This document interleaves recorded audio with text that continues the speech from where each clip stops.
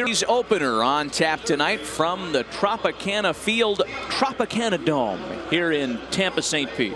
We're glad to have you along with us. Do stick around. When we come back, we'll have the starting lineups and the opening pitch. Game 1 of the series, Padres and Devil Rays, is coming up next.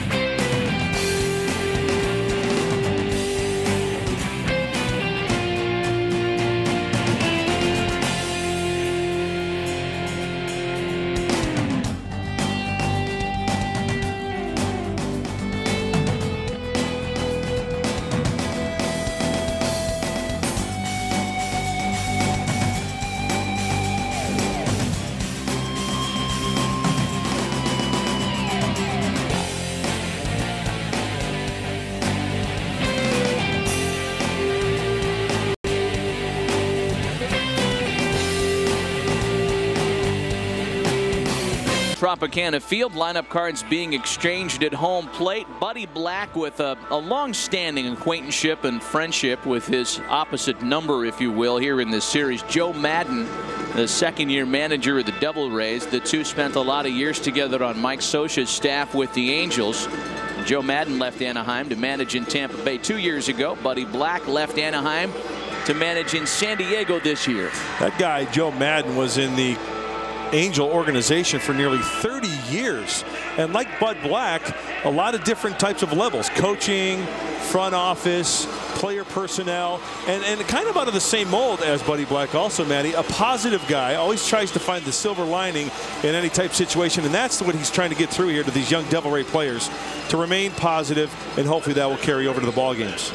Well, let's take a look at the way Buddy Black's lineup opposes his old pal tonight in the series opener. The Padres are brought to you by all 6 Massey Nissan locations. Marcus Giles, Jose Cruz, and Adrian Gonzalez lead it off. Jose Cruz, one of a couple of former Devil Rays in the lineup tonight for San Diego. Cameron, Bard, and Kuzmanov bat 4 through 6. Khalil Green, the other ex-Devil Ray Jeff Blum, and Paul McAnulty make out San Diego's lineup with the DH tonight in the American League. It's nice to see Paul McAnulty getting some consistent at-bats, as you see the last 6 games played. And you know what? Talking to these hitters about hitting in this ballpark, it's a psychological thing. It's close. The ball jumps out of here. They're going to try to hit those balls hard and out of here off this left-hander. It is left-hander Scott Kazmir on the mound to make his staff-leading 14th start of the year, whose line brought to you by the accident and injury attorneys at Pacific Law Center. He is the unquestioned staff ace, 4-3 on the year with an ERA of 3.92.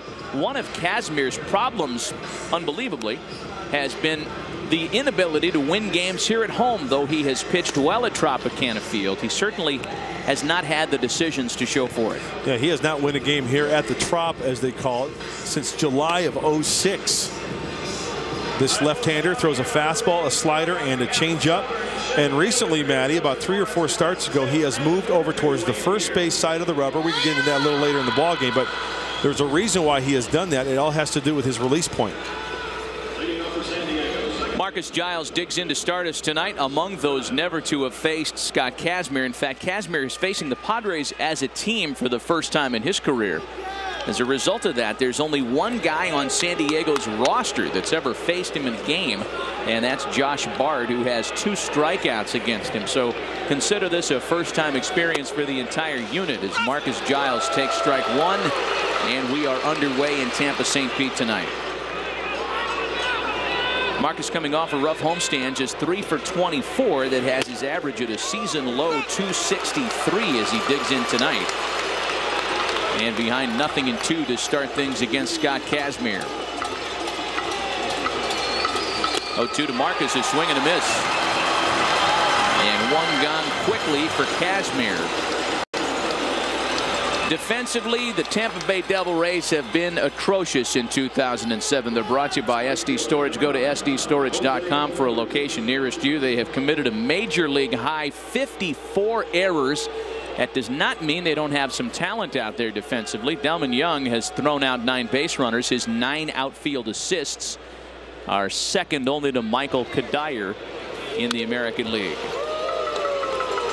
Here's Jose Cruz Jr. now with 1 away. You know, you speak of the outfield arm of Delman Young. That is something that the Padres scout, not only the hitters and pitchers, but the strength of the outfield arms. Can we run on these guys? Can we not run on these guys? Young has a strong, accurate arm out there in right field. Next offering to Jose Cruz Jr. and Kazmir misses for the first time tonight. 1 ball and 1 strike to Jose. Cruz had a very good homestand, 5 for 16 in the 3-3 set against the Dodgers and Seattle Mariners. Trail behind the ball and 2 strikes now. We mentioned Jose Cruz, one of 2 ex-Devil Rays in the lineup tonight for San Diego. There's a third that's not playing at this point, not in the starting lineup. His third baseman Russell Branyan, who spent some time here, and Cruz is caught looking.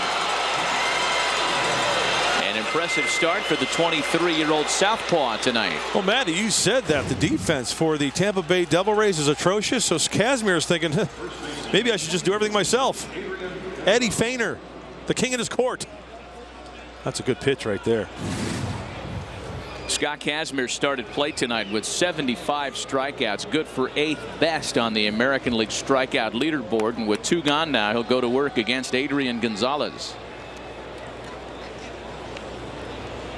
Adrian with a team-leading 42 runs batted in, coming off a 5 for 26 homestand against the Dodgers and Mariners. And for the first time against Kazmir, who misses a ball and no strikes. For Scott Kazmir, by the way, his last start came Wednesday in Toronto, and it was one of a number of road wins. All 4 of his victories this year have come away from home, as Mudd indicated earlier. And he pitched well in that game. 2 earned runs on only 6 hits over 5 innings. One of the only problems he experienced has been a recurring problem this year. And if you're going to punch holes in Kazmir's line, you'd start with the bases on balls. He'll walk guys. 2 balls and a strike to count to Adrian Gonzalez. Yeah, one of the things that was quoted in the paper about Kazmir, he said, you know, I just got to get back to being aggressive and throwing strikes. He says he feels good right now. He's still on the verge of being top the way he feels. Having a first inning like this might put him over that hump. 2-2 to Gonzalez. And Matty, I mentioned he goes from the first base side of the rubber. And what that does against left-handed hitters also, it makes him extend his left hand, the release point, towards the outside corner to the lefties. So you get that angle from the left hand down to the outside corner. You were saying? Oh, man. Some start for Scott Kazmir tonight. 3 strikeouts begin the night.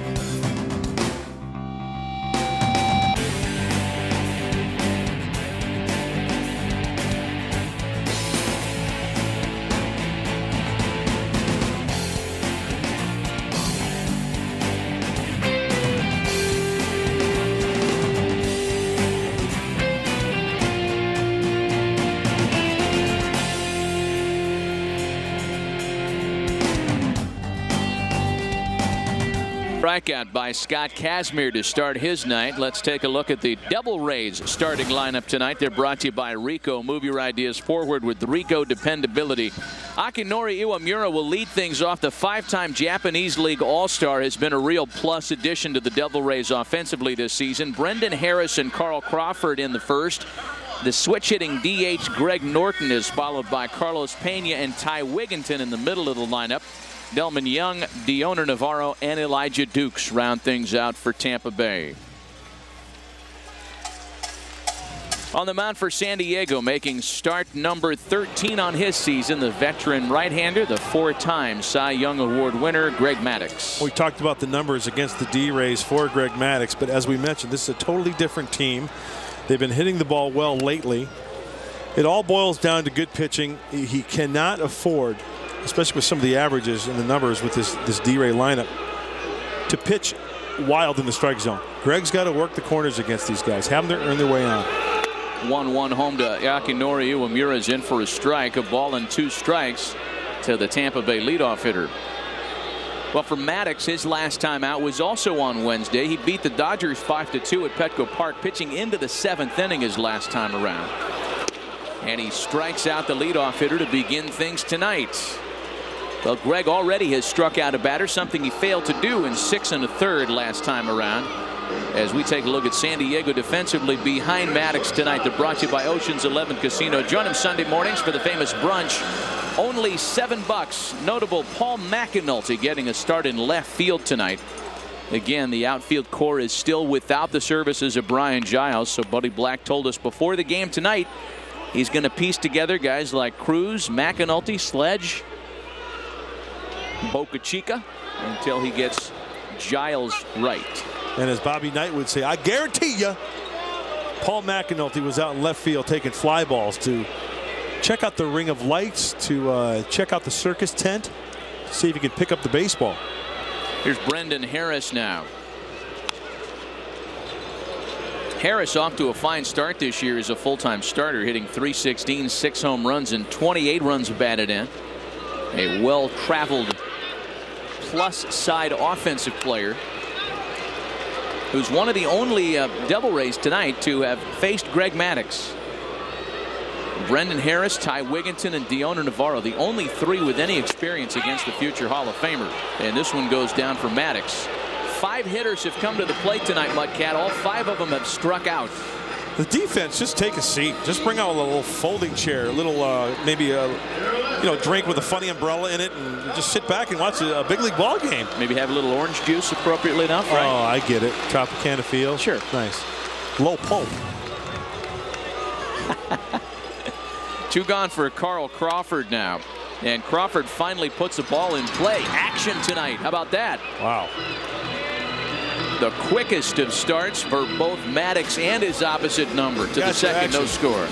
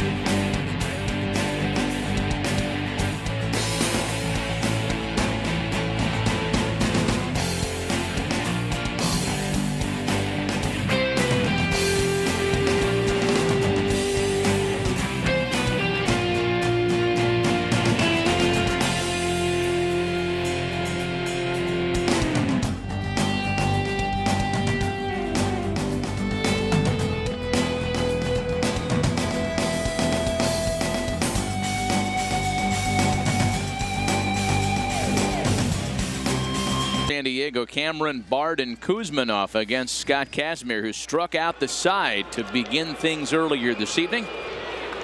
So Mike Cameron digs in, coming off a 5 for 23 homestand at Petco Park. And Mike falls behind 0-1.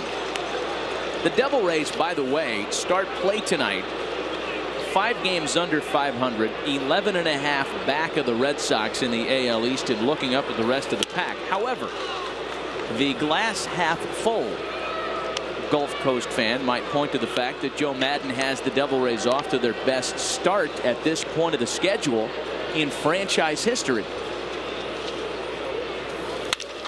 And Mike Cameron's got the first base hit of the night, a single back up the middle.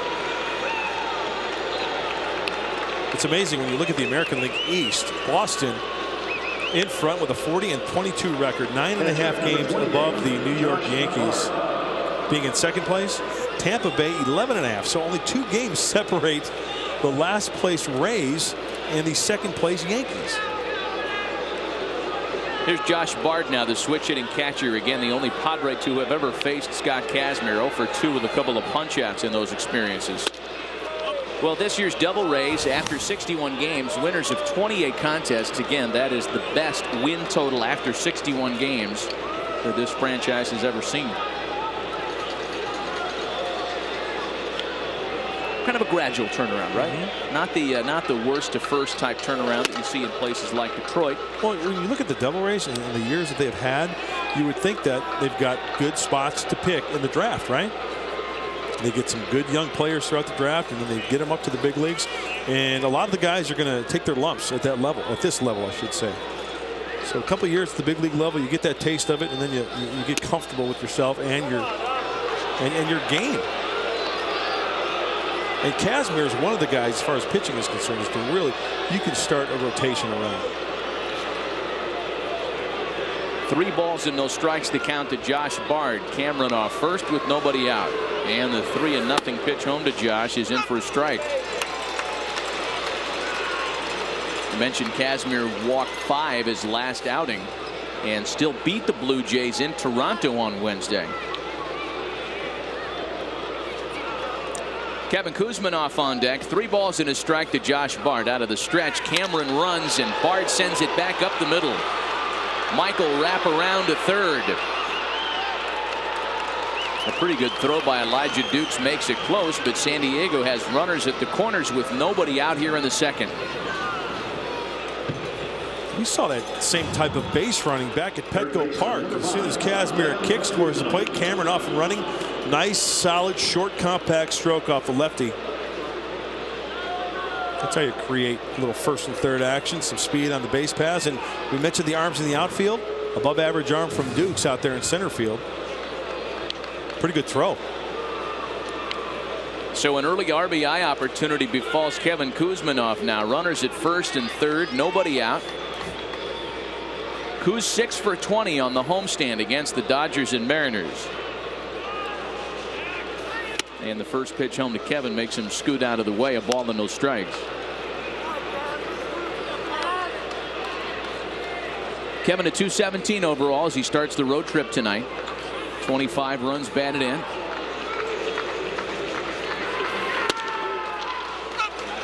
Kazmir gets the inside corner, 1-1. Matty, remember how when Adrian Gonzalez was at the plate, how I mentioned why Kazmir going from the first base side likes to get that angle to the outside part of the plate? Well, you have to talk about the right-handed hitter also. He gets that angle down and in to the righty, which is a tough pitch to hit for the right-handers. He gets that release point out in front. So not just to be effective down and away to the lefties, also to be effective down and in with that slider, with that fastball to the right-handed hitter. Hopefully tonight the Padres can rock the Kazmir. How long have you been thinking of that one? Just came to me. A ball and 2 strikes to Kuzminov. And Kevin fouls that back to keep it at 1-2. Another thing here at Trop Field, foul ball territory. This is serious foul ball territory. A lot of foul balls come up in this booth here. You got to be on your toes, my friend. I'll protect you. Thanks. I can go to my left with the best of them. Because I know you ain't going to get in front of that. Here's the next 1-2 pitch home to Kevin Kuzminoff, and it's fouled away. Well, we mentioned it up top, the fact that this surface, at least visually, it looks a lot nicer than it had last time we were here in '02. And according to players, this is a new turf, and it plays a lot truer as well. They have actual clay in the infield, as opposed to that hard-packed dirt that was here when this ballpark opened for the first 6, 7, 8 years. So all the way around, the surface is much better, according to everybody that puts on the uniform. Well, what happened before is when they had that old dirt, that compressed dirt that you said, it would break up easily. Then it becomes a sandbox. The clay has more consistency to it, so it'll stay together longer. Kuzminoff making Kazmir work. The 2-2 home is hit on the ground to third. Iwamura over to Wigginton for 1. The relay to first doubles off Kuzminoff. Cameron does score, however. No RBI credited on the play, but the Padres take a 1-0 lead. With that type of battle, that type of at-bat for Kuzminoff, you get a run, you don't get an RBI. You ask Kevin Kuzminoff if that's okay, you bet. Get on the board first and take your chances. Bad throw at second base.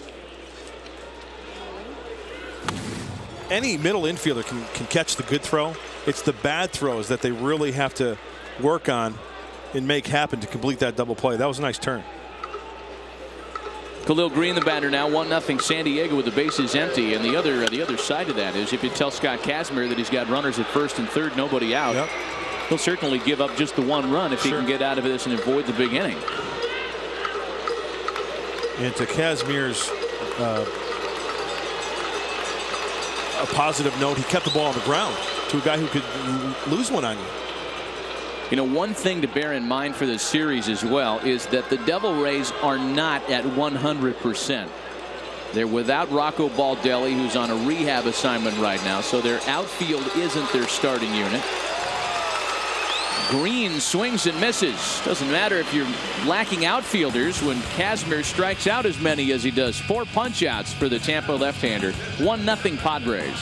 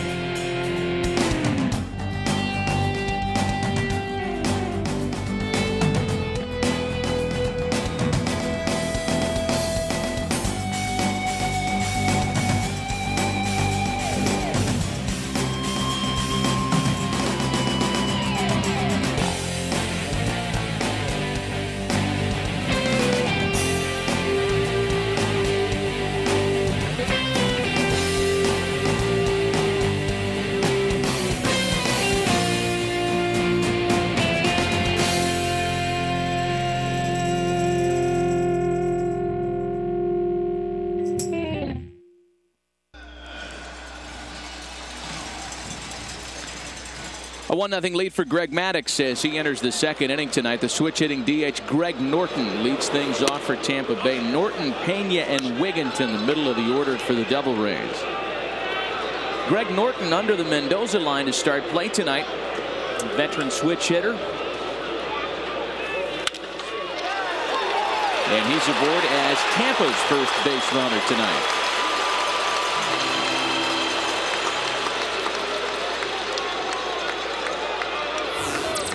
Be sure to be here July 3rd as we play the Marlins at 7:05, and stay after the game for an Independence Day fireworks show. Visit Padres.com or call 877-FRIAR-TICKS to get your tickets. Be sure to stay after the game for Independence Day fireworks presented by Sony. So with the base runner aboard now, it'll be the first baseman Carlos Pena, who has resurrected his once promising career nicely here in Tampa at .306 to start play. 13 home runs. That ranks him in the top 5 in the American League, and 33 runs batted in. Norton not a threat to run at first. Pena bunting. Maddux barehands it. And one of the best fielding pitchers in history throws out Pena to move a runner to second base with 1 gone. That's an unusual decision by the Devil Rays. You take one of their big boppers, one of their run producers, and you play little ball to start the inning. Well, do you think Greg Maddux has something to do about that, Matty? Being on the mound, being the effective pitcher that he is, and Joe Maddon might be thinking, you know what? We got to move that guy up. With the way Maddux pitches, we might not have many opportunities of getting runners in scoring position, so they do it small ball way and take their chances. Tampa Bay has grounded into one.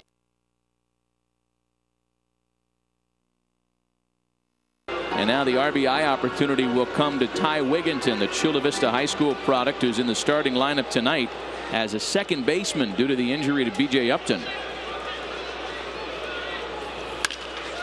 And Wigginton bounces it to the shortstop. Khalil Green gathers it in and throws him out. So Norton has to stay put at second. 2 gone.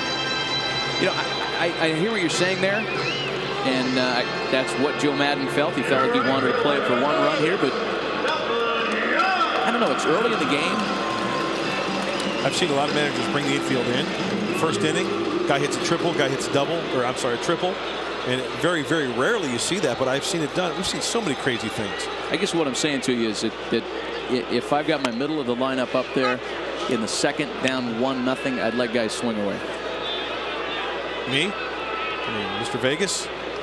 4, 5, 6 hitters? Yeah. I like that thinking too. But when Don Zimmer has the bases loaded and he puts on the hit and run, I've seen it all in baseball. It's going to work as Delman Young singles home Norton. Joe Maddon clearly knows a lot more about his team than any visiting broadcaster does, and it's a 1-1 ball game. Delman Young's 36th RBI of the year, having such a fine season, and an early top candidate for Rookie of the Year in the American League. Josh Bard is set up outside, and as I mentioned earlier, if Greg Maddux leaks that fastball over the heart of the plate or middle in, and with these young hitters have been swinging the bat well lately, there's a good chance they're going to put that ball in play. That ball leaked over the heart of the plate. So now the switch hitting catcher, former Dodger Dioner Navarro, runner at first, a run in with 2 gone. Navarro also struggling offensively as this series begins, just a .182. He reached a season batting average high at the end of April and has really scuffled since. Young runs. Bard's throw to second is too late. Stolen base number 4 for Delman Young. He has really done it all in his rookie campaign.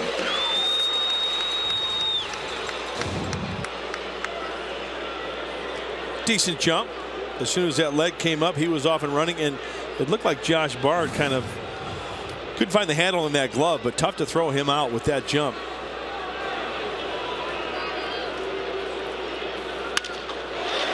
Navarro dunks that into opposite field and foul. Boy, not by much either.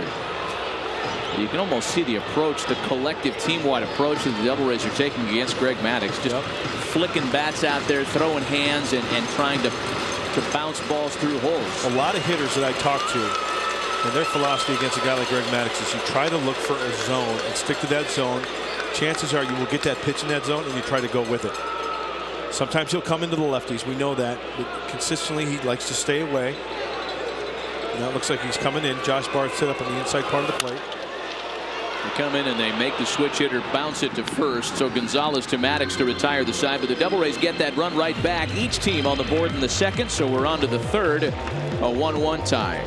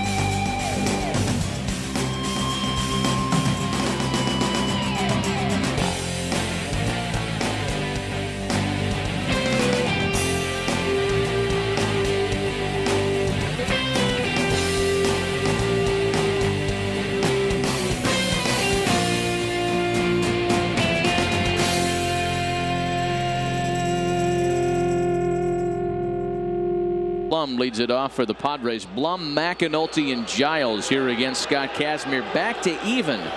San Diego scoring in the top of the second. Tampa follows with the run of their own. 1 year here on the Gulf Coast for Jeff Blum, and he didn't mind us using the information on the air. It was not a particularly enjoyable season for him here. A variety of circumstances contributed into that. We've talked about how difficult it is for a non-starting offensive player to play in the American League. You can rot on an American League bench. You bet. Some of that was involved. They weren't particularly good teams here, the ones that Jeff played on in Tampa. Lou Piniella can be tough. And Lou Piniella can be tough with a good team. It's a swing and a miss. 5 strikeouts for Scott Kazmir already tonight.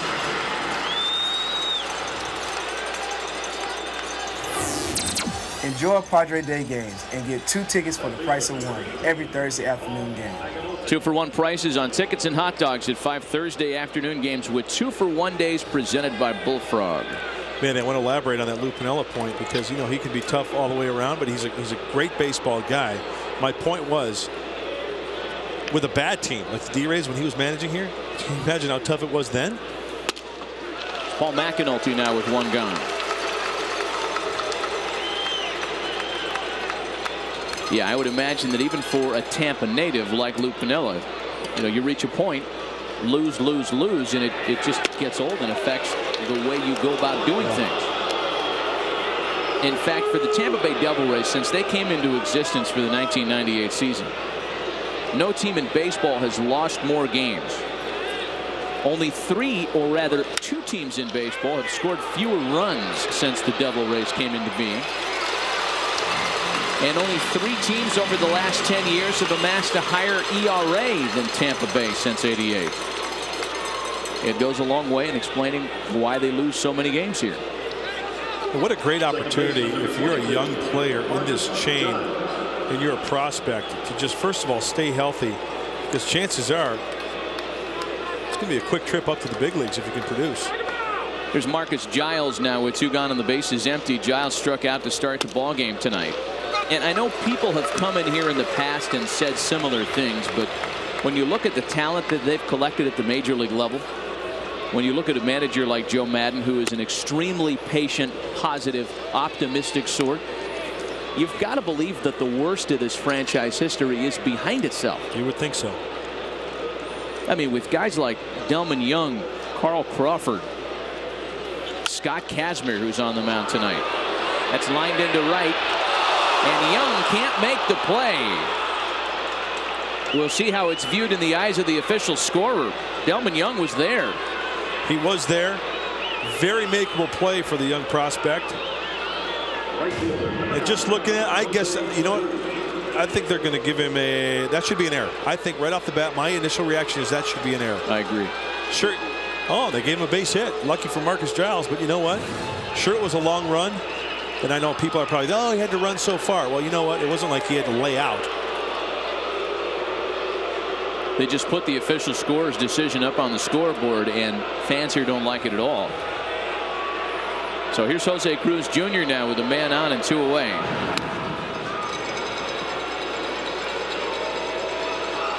Jose, another ex-Devil Ray. And in talking to guys like Jose Cruz and Jeff Blum before the ballgame today, we actually got some pretty good insight into this ballpark itself. We talked about the catwalks above the field of play, some of which are in fact in play. Outside that ring of lights, there's a catwalk system that walks around the entire circumference of the roof. Apparently, when they built this place, they brought Andy Van Slyke in here to take a round of batting practice. And this, according to Jeff Blum, who knows after his experience as a home player. They brought the left-handed hitting Van Slyke in here. He took a couple of rounds of BP, and then they asked him if he thought the catwalks would ever be a problem with balls in play. He said, nah, no one will ever hit those. Right. Well, a half dozen baseballs hit those catwalks every homestand. See that yellow stripe way up there? That's fair foul. If the ball's smoked way up there, that's how they indicate if it hits the catwalk, if it's fair or foul. You know, those yellow, right there. It almost looks like those little things the kids use in the pool. You know, those foam floaties? Yeah, the noodles. Is that what it is? Yeah. Noodles.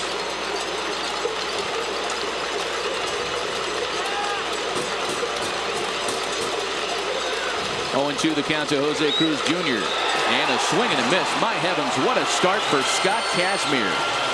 6 strikeouts through 3 innings. We'll have some footnotes on that as we come back.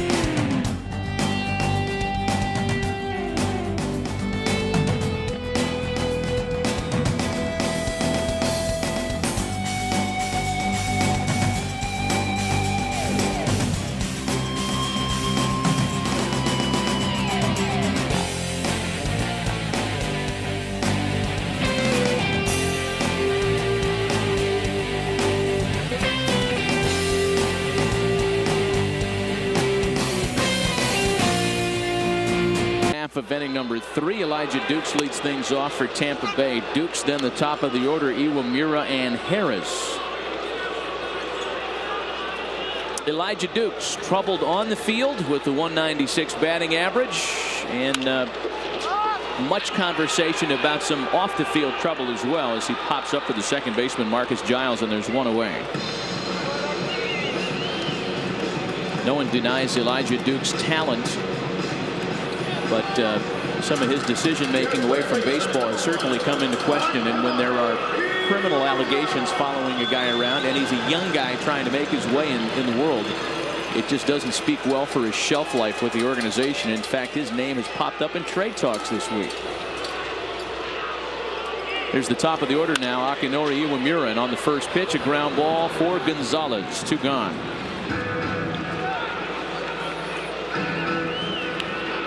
Opponent's history is brought to you by Heineken. It's all about the beer. The Tampa Bay Devil Rays, as we mentioned, are off to a good start this year, and they're on a pace for their first non-90 loss season ever. It would mark a first that they lost fewer than 90 games. The turnaround is near. 2 gone now for Brendan Harris. And it's going to be with guys like Brendan Harris, the guy on deck, Carl Crawford, Delman Young, Scott Kazmir, that they're finally able to snap out of that 90 loss range. Big numbers for Harris in his last 6 games. And we talked about how he has been well traveled in his young major league career. He was originally drafted by the Cubs and then was involved in the Nomar Garcia Parra Orlando Cabrera deal. And before we can even give you the rest of his trade history, Greg Maddux throws a handful of pitches and retires the Devil Rays in order in the 3rd.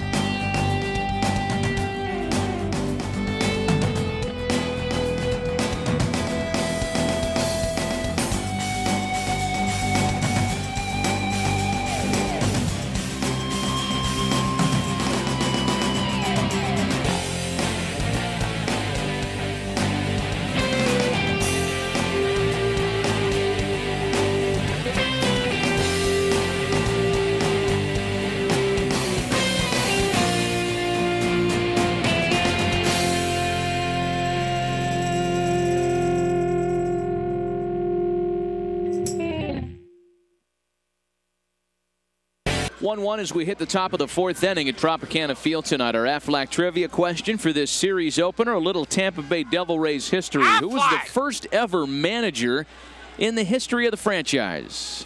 We were talking about this earlier. We sure were. He is still out there as an active major league coach today. Don't give any clues away. That's it. That's all. It's all good. Got to throw the people a bone. I mean, we don't have people tearing through their Devil Rays media guides back in San Diego County. As Adrian Gonzalez picks on the first pitch and hits an opposite field fly ball into left. That's handled by Carl Crawford, 1 away. Well, Kazmir and Maddux have ruled the night so far, and Scott Kazmir, perhaps in more exaggerated fashion, as he has struck out 6 batters already tonight, just 3 1/3 into it. And to put a little historical context on it for the 23-year-old left-hander, he has now struck out 459 batters in his career, and he has yet to turn 24. They keep track of such things, you know, strike out before a certain age, as he starts Mike Cameron with a strike. On the all-time strikeouts list of players before they've reached 24 years old, Scott Kazmir has passed Babe Ruth tonight. Babe Ruth, as a pitcher, punched out 453 before he turned 24 years old. That's awesome. He has pulled even with Jerry Royce for 19th on the all-time list, as Mike Cameron seems to have no trouble with him at all. Make Mike 2 for 2 as he singles with 1 gone in the 4th. Mike seeing the ball extremely well from the left-hander. We talked about the release point, first base side of the rubber from Kazmir, not affecting Mike Cameron. As we take a look, looked like something breaking, kind of sweeping pitch down and in, and almost like a lot of left-handers like to throw that head of the bat down and in. Mike squared up on that one nicely to take it to left field. Another interesting point about Kazmir, when he throws his slider, generally speaking, pitchers throw their breaking pitches off their middle finger. The pressure on the middle finger, he throws it off his index finger. The pressure is on his index finger on his breaking ball. Home plate umpire Phil Cuzzy popped out there right before the pitch, so no pitch to Josh Bard. I'm not sure if Josh called time or if the home plate umpire did that on his own. Kazmir able to laugh it off and go back to work. He's got a 1-out base runner. That's Cameron.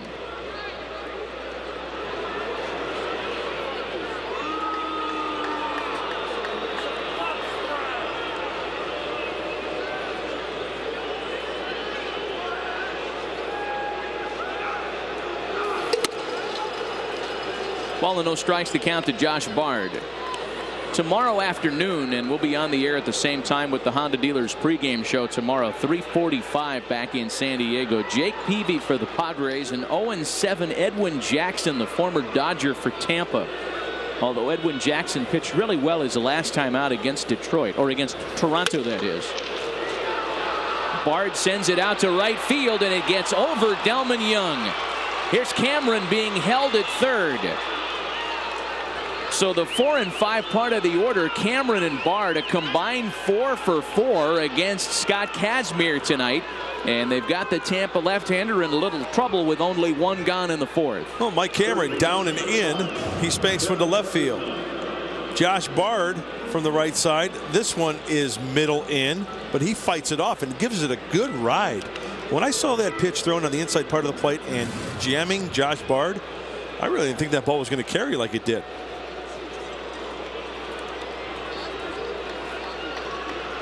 So now Kevin Kuzminoff, who grounded into a double play in the 2nd. That's how San Diego scored its only run. He had runners at 1st and 3rd with nobody out there. He's got runners at 2nd and 3rd with 1 gone here.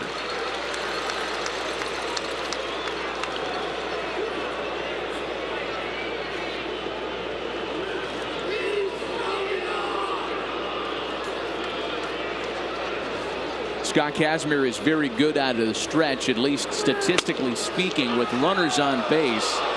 His opponent's batting average shrinks by about 30 points. Fans didn't like the call on 0-1. It's a ball and a strike to Kevin Kuzminoff. You take a look at Cameron and Bard aboard.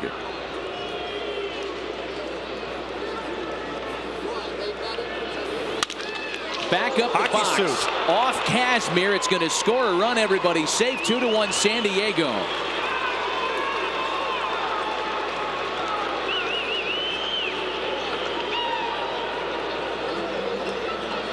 I can't tell if that got Kazmir on the foot, on the leg, on the knee. It got back up to him so quickly. We'll take a look and find out here. I think it was right in the buttocks, as Forrest Gump would say. Yes, oh, it you was. bet. You know what, Matty? Shortstop, number 3. Even that angle was kind of tough, but I think that's where it got him. Well, it's 2-1 Padres, and with a chance for more. Runners at the corners now. Khalil Green, the batter. He was one of the strikeout victims his first time around. You know, his left arm was exposed there. That elbow close to getting hit with that ball at the middle. As you take a look at the pitch breakdown, pretty good ratio in those 53 tosses plateward. Yeah, we're certainly not talking about any urgency with too many pitches at this point. And the first pitch to Khalil Green misses low. Greeny 3 for 12 on the homestand. Again, he missed most of the first series on that homestand as Jeff Blum got the lion's share of at-bats against the Dodgers. And Khalil fouls that one away. 1-1. Jeff Blum waits next for San Diego. The Padres have reclaimed the lead. 2-1 San Diego on the RBI single by Kevin Kuzminoff here.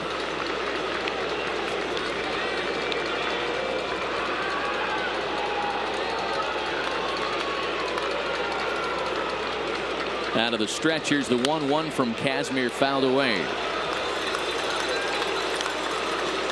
If you want to look for a statistical trend against Scott Kazmir that would indicate success at some point during the night, it is when he faces batters for the second time in the lineup. His ERA is highest in situations like this one. First time through, 3.51. Second time through, it goes up by over a point. And then once he gets into the lineup for the third time, it's back down to a 3.6. I'm not sure if that's trend or coincidence, but it certainly does jump out at you. And the 1-2 home to Greeny is fouled away. Just got a piece of it to stay alive. You know, that's one of those stats we talk about quite a bit, and some of it is coincidence. Some of it, if you see the numbers go up, that tells me that a guy, speaking about a guy. Hey, John Weisbarth here from the Lexus postgame show tonight. Second time around, if the numbers are higher, he's not making an adjustment. He's kind of falling into a pattern, maybe. Maybe that's the case. I'm not saying that's the case with Kazmir, but you never know. You know, this is one of those at-bats when you talk about what he's doing to Khalil here, where it just doesn't look like Greeny has a very good look at him. He has just been able to foul off a couple of pitches to stay alive in the at-bat. Kind of late decision making on the pitch. Perfect way to put it. Bart at third, Kuzminoff at first, and the 1-2 struck him out. He kept coming in there, and Kazmir finally gets Greeny. 7 strikeouts tonight for the left-hander. I almost felt that one coming. The slider down and in to the back foot of the right-handed hitter, sweeping across the plate.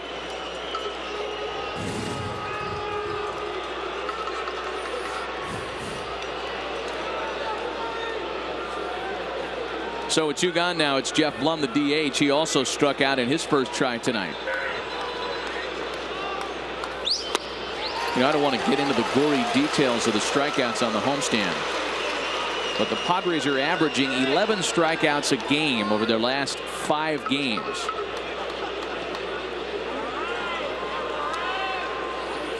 Just in the 4th, and Kazmir has 7 tonight. Here's the 0-1 to Blum. He's behind 0-2.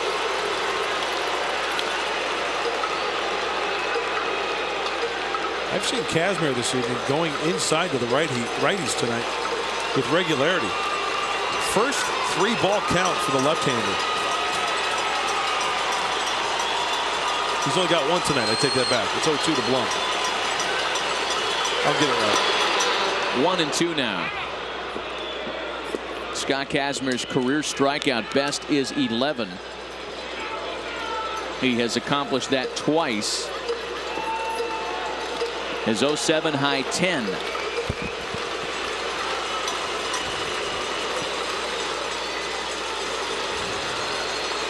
Slider down and in. Boy, has that been a good pitch for him tonight. 8 strikeouts. San Diego does get a run to go back on top by a score.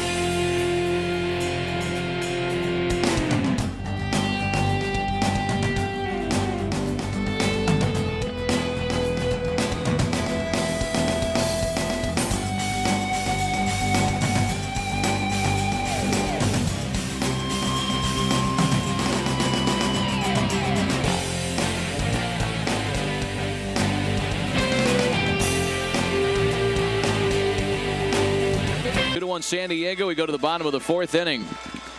The Padres have struck out 8 times against Scott Kazmir tonight, but they have scored a couple of runs to reestablish a 1-run lead as Greg Maddux goes back to work. Carl Crawford leads things off for the Devil Rays. It's not as good as the President's Race.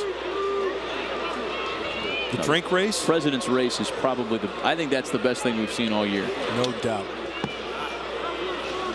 1 ball and 1 strike to Carl Crawford. Crawford checks in over 300 tonight. In fact, his numbers have gone up consistently each year he's been in the big leagues. A wave and a miss to put him behind 1-2. Remember last time the Padres played the Devil Rays, it was a 3-game series in San Diego in 04, the inaugural year at Petco. Got him. It's 3 strikeouts for Greg Maddux. Crawford was among those to have a big series back in 04. He has big words for Phil Cuzzy here after he strikes out. So 1 gone.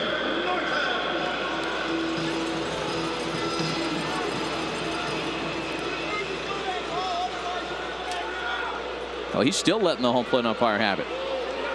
So 1 gone now for Greg Norton. Norton singled and scored Tampa's run back in the 2nd. Closing in on 500 career hits. Most of his success came as a member of the Chicago White Sox. And he's 2 for 2 today against Greg Maddux. Boy, there have been some trends. You got Norton 2 for 2. Cameron and Bart are both 2 for 2 against Kazmir. So the guys in the middle of the lineups certainly contributing tonight. A 1-out single, and that'll bring up Carlos Pena. And the guys who have gotten the hits off Greg Maddux, seems like that ball just leaking over towards the heart of the plate. The good news is, well, it's good news, bad news. The bad news is they're getting aboard. The good news is keeping the ball in the yard, and only 1 run so far for the Rays. San Diego loads up the right side of the infield now against the left-handed hitter Carlos Pena. Pena sacrificed back in the 2nd. With 1 gone, it's even more unlikely we'll see him sacrificing here. Tell you what, you can sacrifice one down the third baseline. You can run for days, it looks like. It looks like he was thinking about it, too. He surveyed that shift that San Diego has on for him. That's what Adrian Gonzalez did against the Brewers. Remember that at home? 1-1 the count to Carlos Pena. Carlos Pena's had opportunities to make big impacts in middle of lineups in the past. Time in Oakland, Detroit, and Texas, where he was always anointed as the next great power hitting corner infielder. He falls behind Maddux here, a ball and 2 strikes. Things didn't work out for him in the previous stop, so he signed with the Tampa Bay Devil Rays as a free agent in January. He was one of the final spring training cuts, and then he was re-added to the roster when the guy on first, Greg Norton, was placed on the disabled list. He has gone on to have a very good 2007 thus far. A fly ball into left. McAnulty measuring off the track, and Paul makes the catch for out number 2. Let's answer the Aflac trivia question for you. Earlier we asked who was the first ever manager for the Tampa Bay Devil Rays when they took the field in April of 1998. Larry Rothschild was at the helm. Current member of Lou Pinella's staff.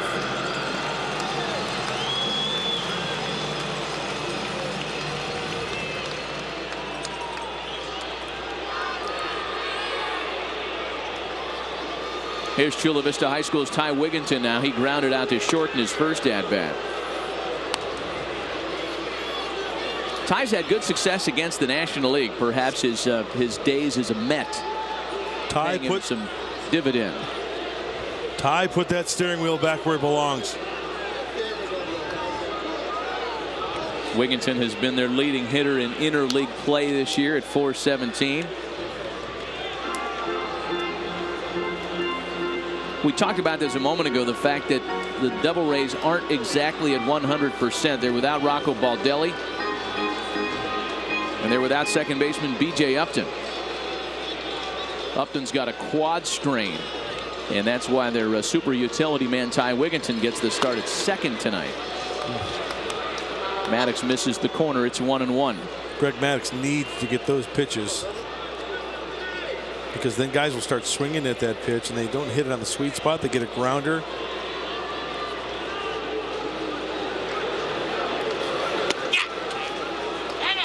And hear Greg yell all the way up here, missing with that changeup. You know, as much as Maddux hasn't faced this team in 5+ years, it's impossible to overlook when a guy's only 3 starts against a particular team have all been complete games, and all of them wins. 2 of them were complete game shutouts.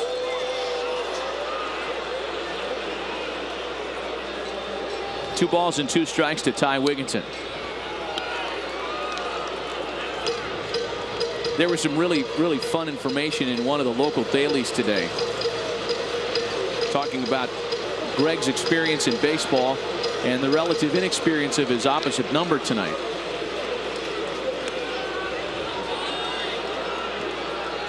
Greg Maddux made his pro debut in '84. That was the year Scott Kazmir was born. When Greg won his first major league game, Kazmir was 2. And I think maybe the most comical or the most noteworthy of all these little nuggets is the fact that Greg's 13-year-old daughter is actually closer to Scott Kazmir in age than Greg is. That's unbelievable. 22 years in the big leagues. And I want to make sure I cite the reference on this. I believe this was out of today's St. Petersburg Times. Yes, you are correct, sir. We need to cite our sources. I don't like to pat ourselves on the back very often because we're not that talented, but one of the things we try to do right is at least give credit where credit is due. Footnote.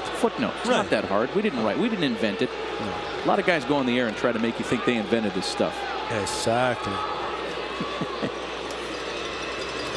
Next pitch to Wigginton. Nice. Where'd that miss?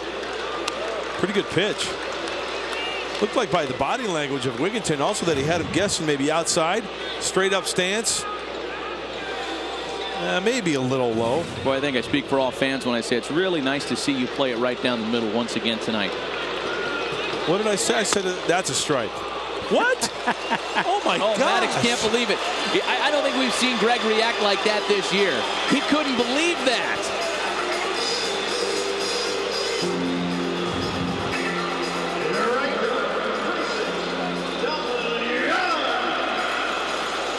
Well, maybe it is outside. You know, I'm not behind the plate, so I can't make that call. Pretty good pitch, though. My goodness. My goodness. What you don't see there is Greg literally bounce off the mound. Exasperated. He's got to deal with runners at first and second now after being squeezed, and Delman Young has a chance. He singled in Tampa's run in the second. The RBI for Delman Young, his major league rookie leading 36th of the year. He has appeared in now all 62 of Tampa's games this season, starting all but one. He is well on his way toward serious Rookie of the Year consideration, if not winning the doggone thing here in June already.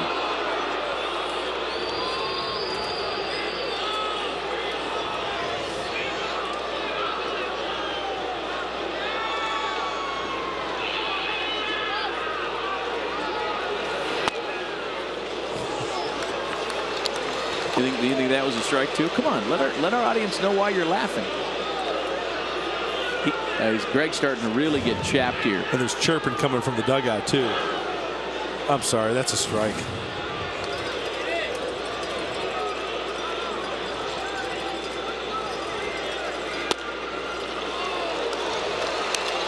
Two balls and a strike.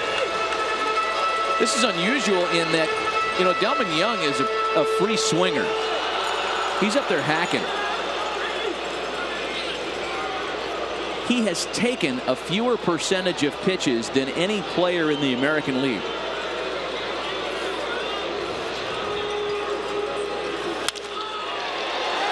And a base hit into left field. Here comes Norton to score. McAnulty up throwing home. It's cut off.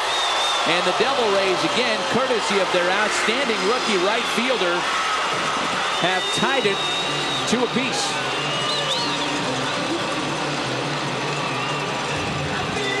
Well, if Greg Maddux isn't getting the call, what does he have to do? He has to try to bring the ball in a little bit more to catch the plate in case they take that pitch and he gets a called strike. That pitch was still down. It was away, but Young did a nice job of extending himself, getting it out there in that hole and scoring that run. Greg's got to be frustrated. You know, one of the things that tighter zone did is it just allowed Delman Young to see more of Greg Maddux. Here's Dioner Navarro, the switch hitting catcher, who on the first pitch hits a fly ball into left. McAnulty there, and that ends the inning. Not before Tampa can re-knot the score. We've played 4 complete at the Tropicana Dome's Tropicana Field, and we're tied at 2.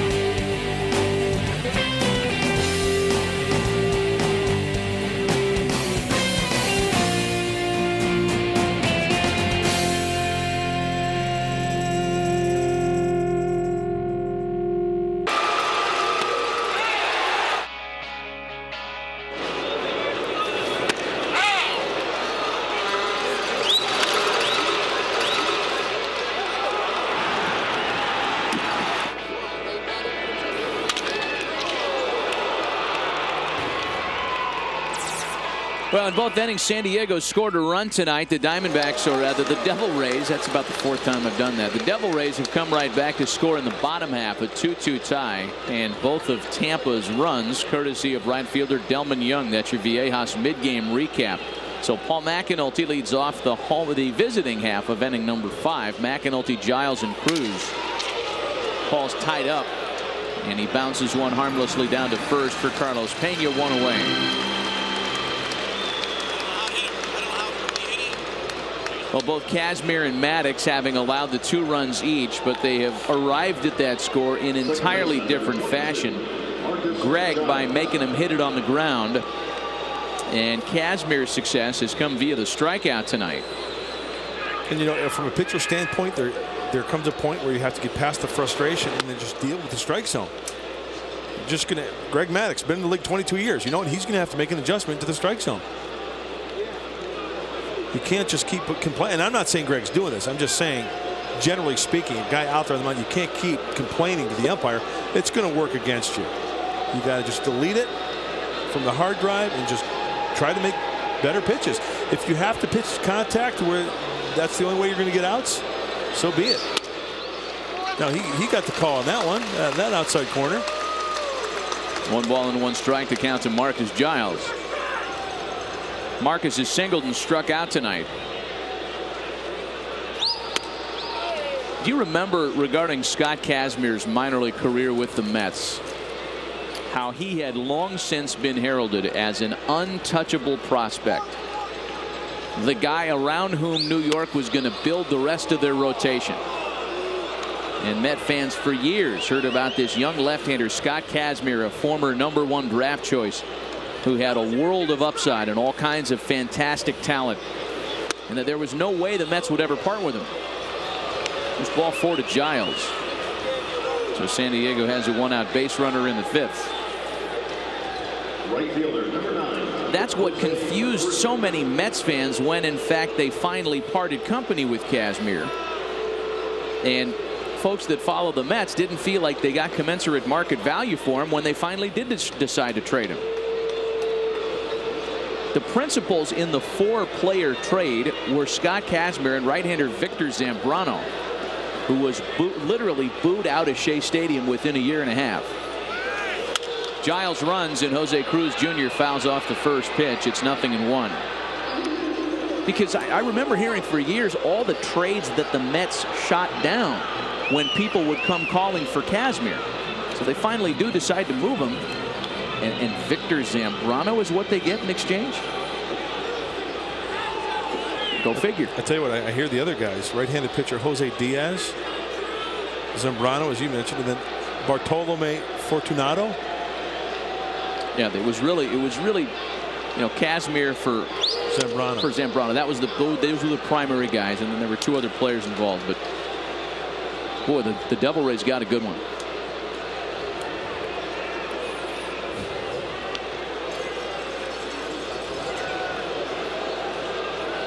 One ball and 1 strike to count home to Jose Cruz Jr.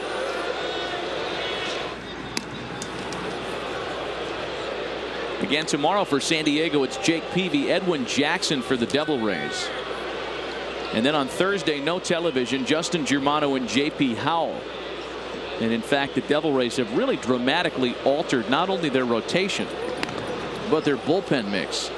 Those numbers we showed you when we went on the air, that lofty earned run average and all the problems they've had pitching. Well, Joe Maddon is hoping that those troubles are behind them. 2 new starters in the rotation, 3 new relievers in the bullpen. Giles runs again. Again, they had the play on, and once again, Jose Cruz fouls it off. Yeah, if the starters like Kazmir can follow suit and go deeper in the ball game, what that does is it sets up guys in certain roles in the bullpen so they become accustomed with the 7th, 8th, 9th inning. When you've got guys not even getting into the 5th inning, if that's the case for any ball club, you're going to wear out your bullpen. Guys that aren't experienced, you're going to have high numbers.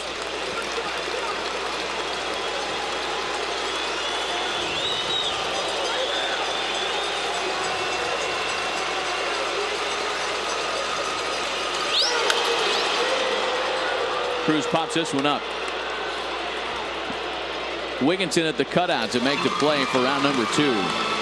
Well, here are some of the ugly details on Tampa's bullpen. In 185 innings, that's a lot. A 5.59 ERA. Only the White Sox, believe it or not, have amassed a higher relief earned run average. 8 blown saves, a lot of walks. It's been a mess this year.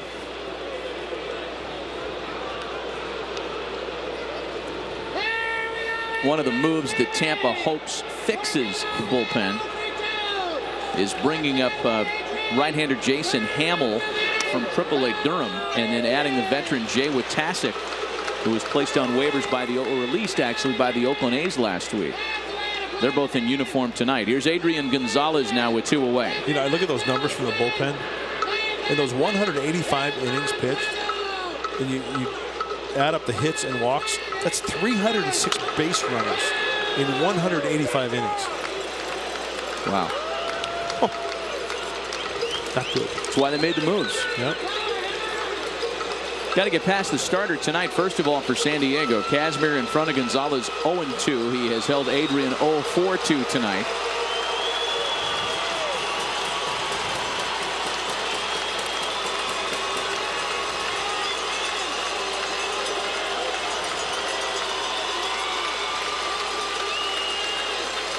Giles off first, and he moves. Swing and a miss, doesn't matter. The strikeout. 9 strikeouts tonight from Scott Kazmir, just a couple away from tying a career high.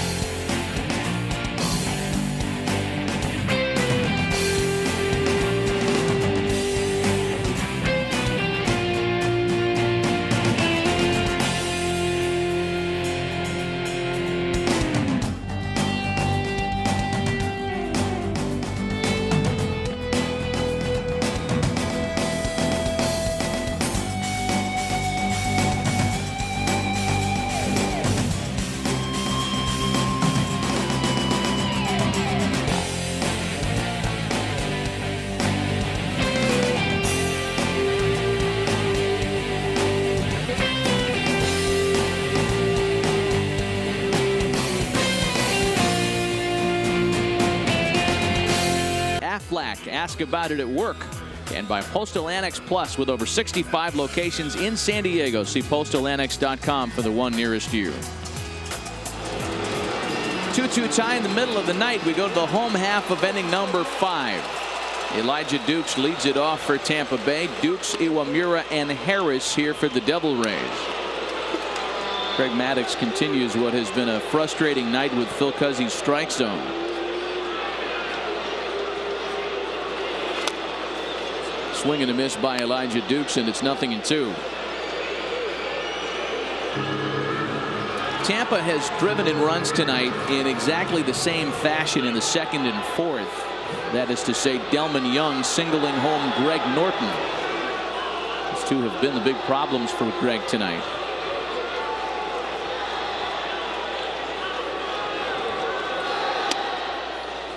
Ball and 2 strikes to Elijah Dukes. Elijah Dukes, 22-year-old rookie,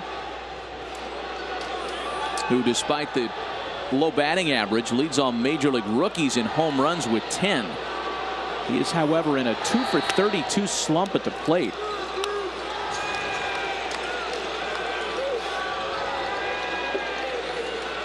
Three balls and a strike.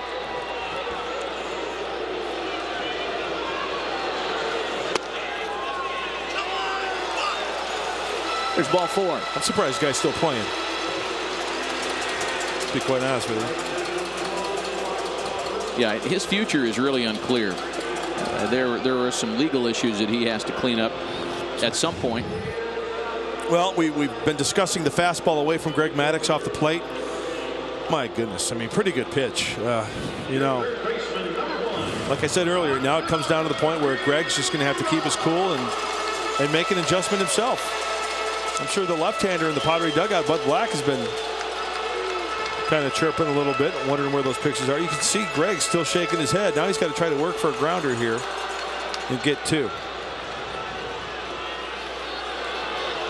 Akinori Iwamura, the batter, he's 0 for 2 tonight against Maddux. Bunting, this one in play. Kuzmanov's quick throw to first is in time to get him. The sacrifice does work.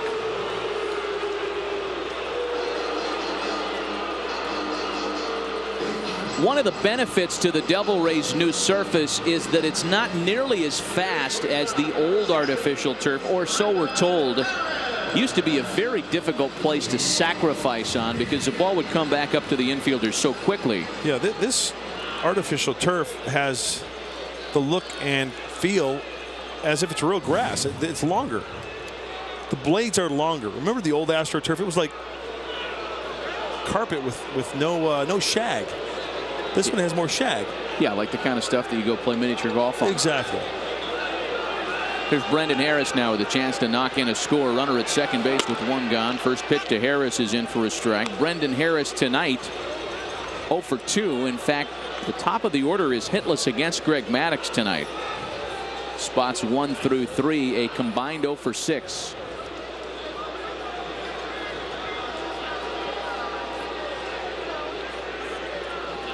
We were trying to run down how well traveled Brendan Harris has been in his brief major league career in the 3rd, but he made such a quick out we couldn't even finish all his stops. Originally selected by the Cubs in 2001.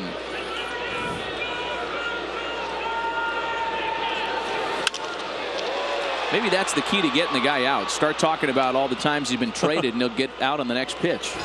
Doggone, I'm going to finish it right now. Runner stays at second with 2 away. He's been involved in 2 big trades. Hey, what are you doing? Can I save it? I was going to say, wait till he comes up next right, time, okay. because he just made an out. Good idea. Save it. Carl Crawford is the bigger problem. 0 for 2 tonight.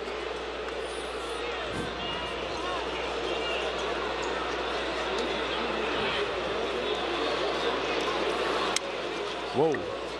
One almost got away from Bard. A ball and no strikes to Carl Crawford, who again is 0 for 2 this evening, but had recently put together an 8-game hitting streak that was lost on Sunday. Crawford's in the 3rd year of a 4-year deal. There's a club option on there as well. He hits that ball well out to left center field. Cameron can't get there. Duke scores, and it's an RBI ground rule double for Carl Crawford to put the Devil Rays on top for the first time tonight. Carl Crawford keeps getting better and better. We mentioned his contractual status, and boy, by the time 2007 and 2008 are done, these numbers are going to look better still based on the trend.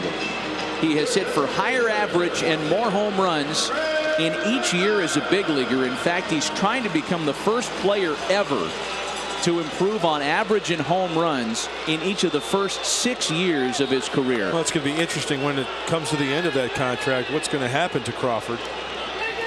Will he be in a Ray uniform? Imagine the money he's going to command. Here's Greg Norton now, who again 2 for 2 with both runs scored. That was prior to this 5th inning against Greg Maddux. It's the first time Norton has had a chance with a runner aboard.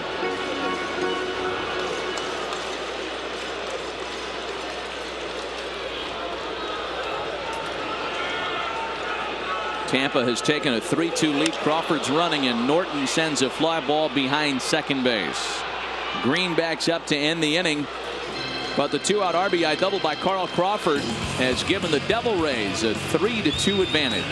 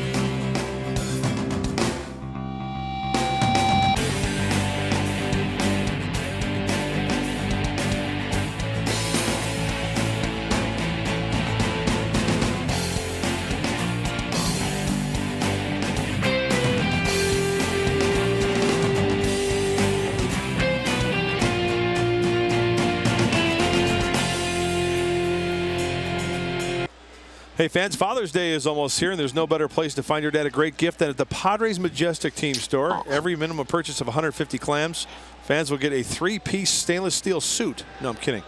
3-piece stainless steel barbecue set with apron. Supplies are limited, so hurry to the Padres Majestic store at Petco Park. Longer, call 619-795-5910 for more information. That's 795-5910. Mike Cameron leads things off in the visiting sixth. San Diego batting while trailing for the first time tonight.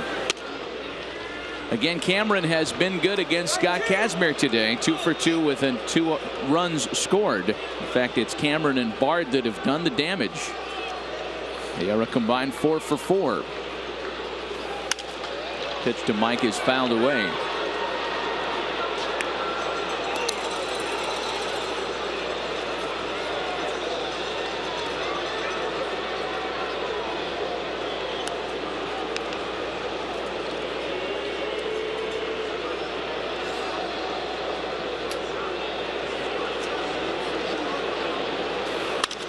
Two-1 to Cameron is another base hit for Mike. Cameron 3 for 3 against the left-hander Scott Kazmir tonight, and San Diego has a man aboard to open the sixth. Well, we've been talking about the pitches that Greg Maddux has been throwing towards home plate, and we've seen that they're getting squeezed a little bit in between innings. This is the conversation Phil Cuzzy, the home plate umpire, Greg Maddux had, and then Buddy Black comes in.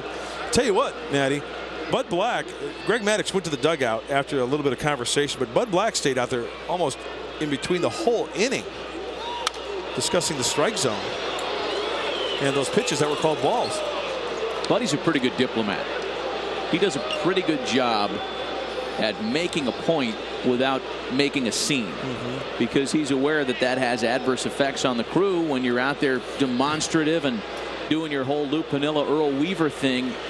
You don't make friends as easily doing that. Fastball's in for a strike to Josh Bard, and now Josh is behind 0-2. Of more concern here is San Diego trying to manufacture a run with what has been the most productive part of their lineup to date. Cameron with a conservative leadoff first, coming home on 0-2. Kazmir misses a ball and 2 strikes. Well, Kazmir is not afraid to bury that fastball at slider inside to the righties. That's confidence there, and what he's trying to do is get into that one little spot to where if a guy does swing, you get that grounder to the left side, a chance to turn 2, maybe break a bat. He's coming in there again. Cameron stays put again, and Bard pops it up. This one slicing out of play. It's ironic that the middle of the order has done the damage for San Diego tonight. All but one of the Padres' 7 hits have come between Cameron, Bard, and Kuzminov, because it's against the middle of the order that Scott Kazmir seems to have done his best work this season. The 3 through 5 part of opposing lineups are hitting only .219 against him. All the other spots combined .281. It's the exact opposite tonight. And the 1-2 to Bard is again fouled out of play. Other games in progress tonight that are of note to San Diego in the National League West. In fact, one of them is later tonight. Mets and Dodgers later on this evening at Dodger Stadium. Colorado's in Boston trailing the Red Sox 1-0 in the 6th. And the Yankees have an early 3-0 lead on the Diamondbacks. That's only in the 2nd. Bard continues to hang around on 1 and 2. Will Kazmir try to be a little tricky and maybe go something soft away or backdoor something to Bard? You can see Josh after that pitch turning it up quickly to turn on that pitch on the inside part of the plate.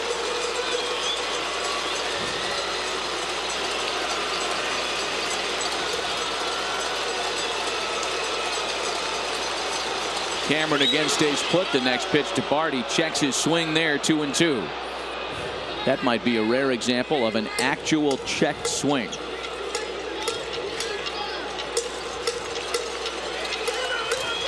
Well, Josh is hanging tough. The next pitch will be the 8th pitch of the at-bat.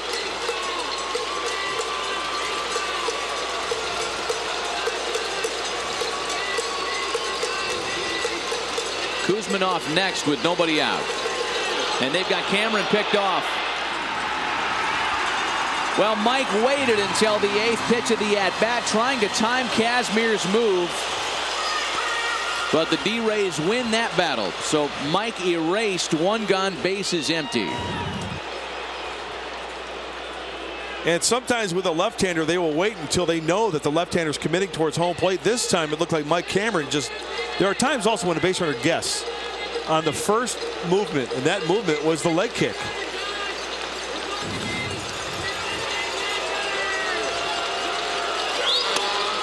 Full count to Bard now, 3-2. You know, it almost looked like Mike's first move he wanted to take back. You know, he took that first step and knew he was had. I see. I know exactly what you're saying. Yeah.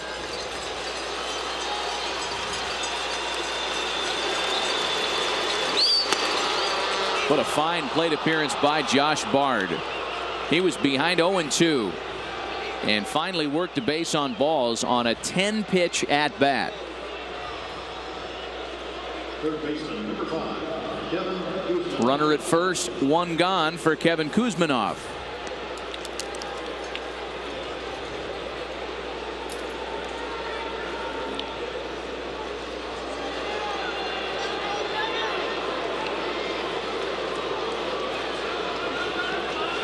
Kuz is grounded into a double play and singled in a run.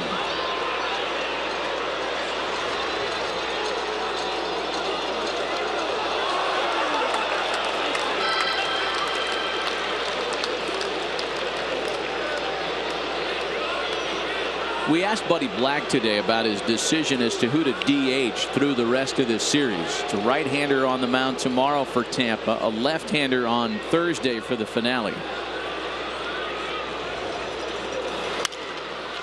He hasn't made up his mind for the next 2 games, but, you know, ran down his choices. And even those without any particular insight are aware of who Buddy has at his disposal. He said, you know, we could give Blum another game in there. We could use Branyan, and that would most likely come tomorrow against the right-hander Edwin Jackson. Hiram Bocachica's got strep throat. His availability may be more limited than what Buddy would wish, though Hiram is with the team. Termel Sledge is a candidate. It's just a matter of who he wants to insert there to try to keep people sharp. You know what I'm saying? And again, the DH doesn't really help the Padres. In fact, you can make an argument that it hurts them, the way they win, the way they play. They don't have an Edgar Martinez or a Don Baylor ready to jump in there. And now the fans think that Kazmir's being squeezed by Phil Cuzzy. It's 2-2 to Kuzminov.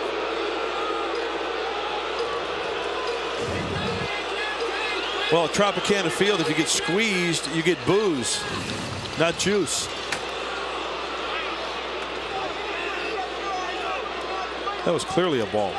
That one missed low. What we saw of it, 3 balls and 2 strikes. Get it? Tropicana Field, you get squeezed, you get booze from the fans. Yeah, I got it. I just don't think it was very clever. We need an extra base hit right here. How about that? That would be what we'd like. Swing and a miss. Now Kevin fished for a pitch in the dirt. It was fouled at the plate, so Kuz will get another chance. Just got a piece of it to stay alive. Well, that was ball 4. Khalil Green waits on deck. He has not had a very good time of his 2 plate appearances against the left-hander tonight with 2 strikeouts.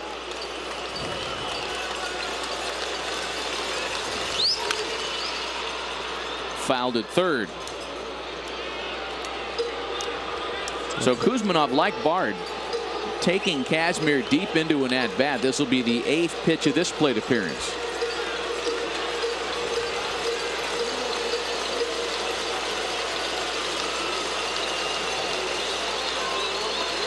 A total of 17 pitches to the last couple of hitters, Bard and Kuzminov.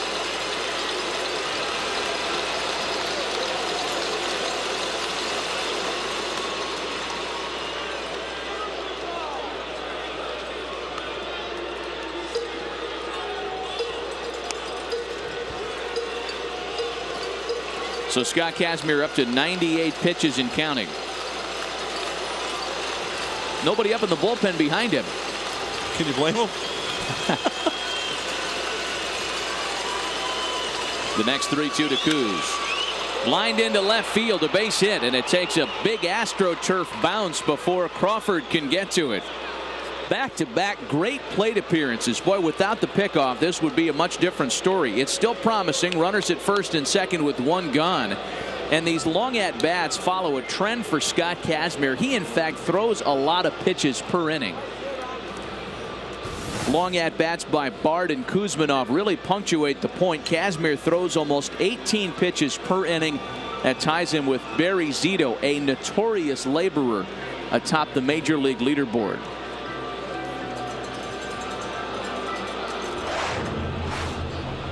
Jim Hickey out to chat with his left-hander, the first-year pitching coach here, taking over for Mike Butcher, who left the Devil Rays to go become the pitching coach out in Anaheim, the post that Buddy Black left vacant.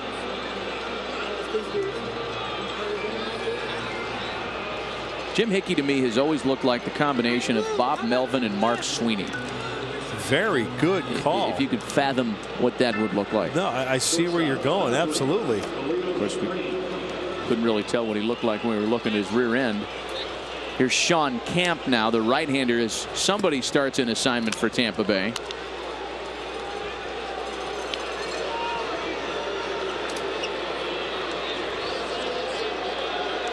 Bard and Kuzminov aboard with one gone.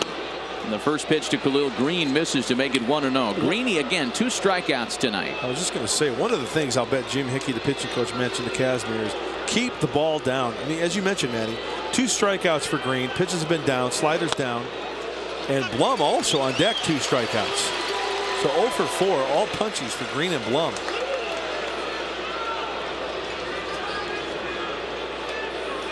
Up over 100 pitches now as the left-hander comes set out of the stretch, and Green lines it into the opposite field. That's going to drive in at least one. Here's Bard to score. Kuzminov being waved into third where he is held, and San Diego has tied it at 3 apiece on an RBI double by Khalil Green.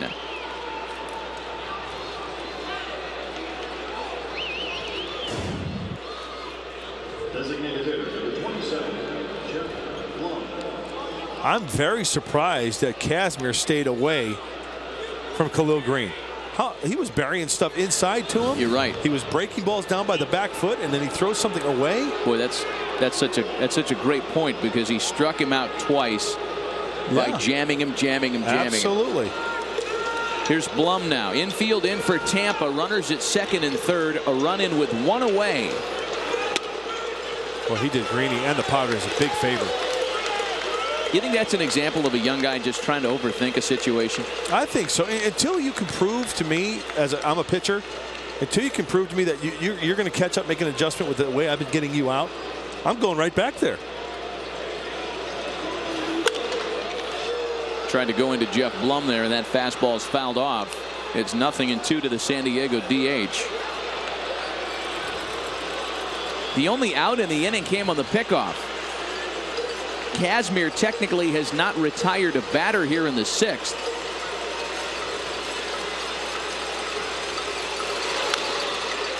And Blum just gets a piece to stay in. See what he's doing to Blum?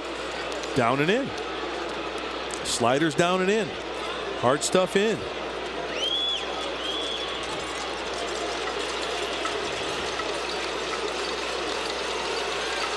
Paul McAnulty waiting on deck. Here's the 0-2 home. It's 1 ball and 2 strikes now.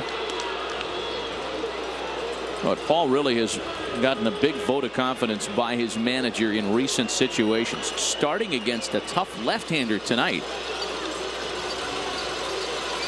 Again, the infield in close. 1-2 to Blum. That one gets away from Navarro. Here's Kuzminov. The play at the plate. Kuz is safe. And Kazmir's hurt. Kazmir was covering the plate on the ball that got away from Navarro. And the staff ace of the Devil Rays is hurt. Oh, what a horribly crippling blow that would be to this club if Kazmir is lost for any period of time. He's able to get back up on his own feet. take a look at it again. The pitch gets away. Navarro can't handle it, and he gets a pretty good bounce behind home plate, and then Navarro fires a strike. You know, if he would have hung on, he was going to be out. If he hangs onto this baseball, he's out. Ball comes out, and you can see the contact. This will give us a good look. Kazmier's right leg. I don't know whether it's a combination of spike, knee. Could be a Charlie horse. But the good thing is, man, like you said, Matty, he got up on his own and kind of just stunned him a little bit. San Diego has reclaimed a 1-run lead on the wild pitch. A runner at third now as Green advanced on the back half of that play. The count's 2 balls and 2 strikes to Jeff Blum. What a funky inning this has been. Yeah, Cameron singles to lead it off, and then he's picked off a first. Bard walks, Kuzmanov singles, Green doubles in a run, and then a wild pitch. Jeff Blum started the at-bat 0-2. Here is the 2-2 pitch.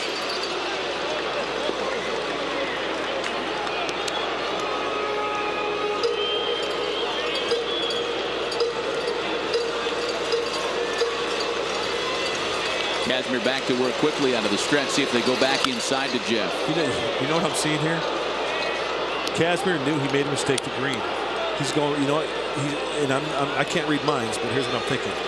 I'm not going to let Blum get that other run in. I'm going back to where I have had success the first 2 times up. And he's going to have to prove to me he can beat me. He's going inside again. And he struck him out. Jeff got a piece of that one as well. So no strikeouts, still 2-2. Some of the fans thinking that that was a clean punch out. 32 pitches this inning for the lefty Kazmir.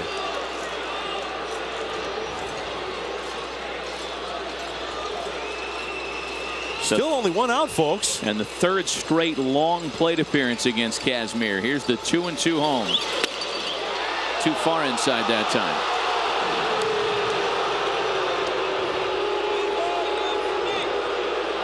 Well, that ball was way in.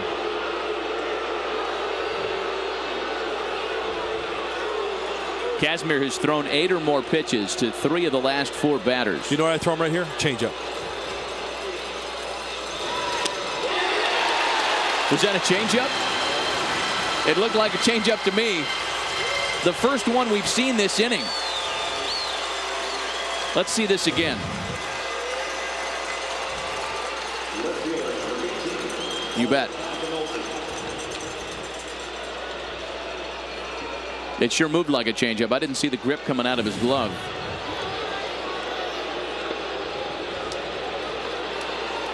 So 2 gone now, and Paul McAnulty the batter. Well, that's a huge out for Kazmir.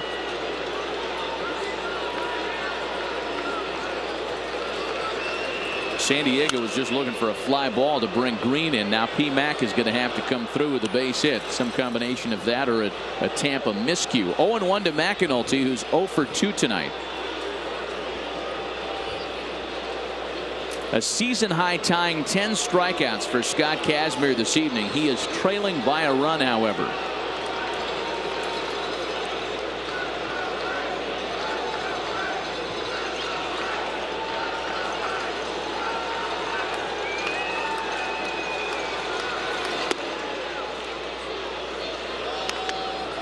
And you know why I said that about the changeup, Matty? First base, second base open, right? Runner at third. If you walk him, you still have a double play in order. It's the bottom of the order. Lefty on lefty.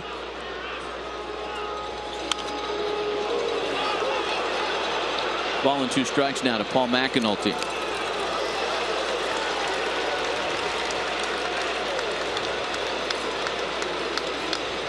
Top of the order, Marcus Giles on deck. San Diego has struck for multiple runs here in the top of the 6th inning.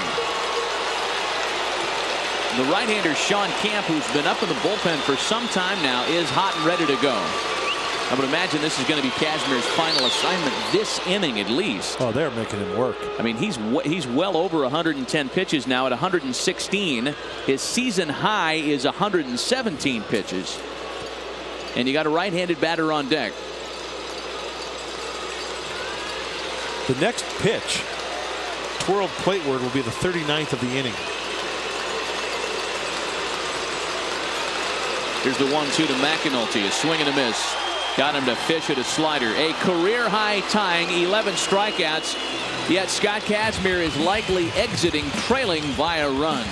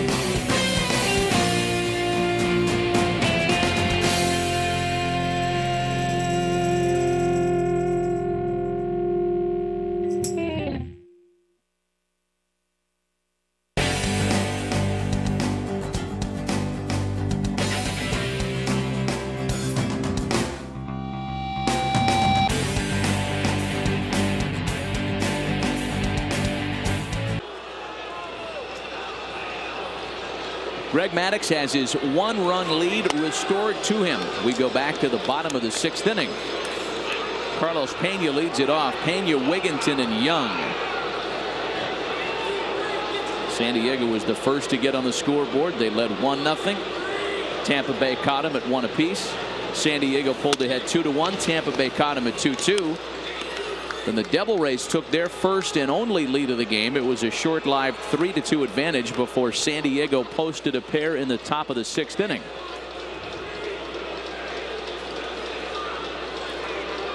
Two balls and no strikes to Carlos Pena. Hopped him up near the catwalks. Hey now. Oh boy, high sky, and Kevin Kuzminoff dealing with this domed ballpark. I think the wind may have gotten him. Wait a second now. Is this one of those situations where they turn on the air conditioners, blowing out when the Rays are up? Little backpedaling by Kevin Kuzminoff. It's all good at the end. You know, Matty, you're right. I think you're absolutely right. With this roof, you're not used to it. Yeah. Your depth perception could be off. Yeah, I think it was a first-time experience there for Kuz. Here's Ty Wigginton now with 1 gun. And you know, you joke about that the air conditioning gag. That information was put out there a lot in the late 80s, early 90s in Minneapolis at the Metrodome. The Twins were accused of controlling a massive air conditioning vent system behind home plate. And their detractors used to claim that they would turn the air conditioners on, blowing out towards the outfield in the bottom of an inning when the Twins were at the plate. That's an accusation they, of course, steadfastly denied all those years, but it always made for pretty good internet fodder. But what we would know today as internet fodder, that didn't exist in the back in those days, mercifully. That hop eats up Marcus Giles, rather. Credit Ty Wigginton with an infield single. Yeah, that's a tough play for Marcus. Infield/outfield single as it got past Marcus Giles. Hot smash to his left in the in-between hop. He tried everything he could to get in front of this baseball. But remember, the first hop off a ball hit like that, it's going to take a weird spin, weird hop. I don't know if even Ryan Sandberg can Love that one. So that scored Chula Vista High over Granite Hills. Nice. Wigginton off first now with one gone for Delman Young. And also, I had one chance and I messed it up. Adrian Gonzalez. Eastlake High School.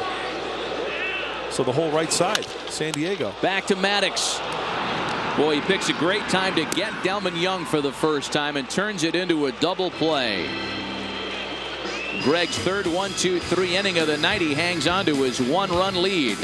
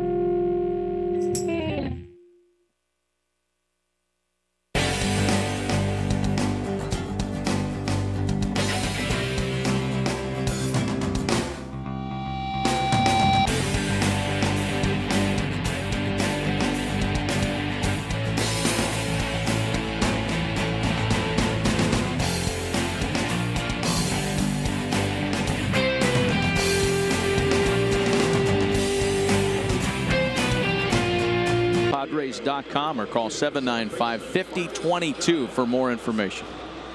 But if you join the U.S. Bank Junior Padres, don't dance like those guys. Well, left-hander Casey Fossum now working these days out of the Rays bullpen. A guy who had been one of their longest tenured starters before being moved to the bullpen on June 1st. He was 3-5 with an ERA near 8 as a starter. That near 8 ERA has come down a little bit through his 5 relief appearances so far this year.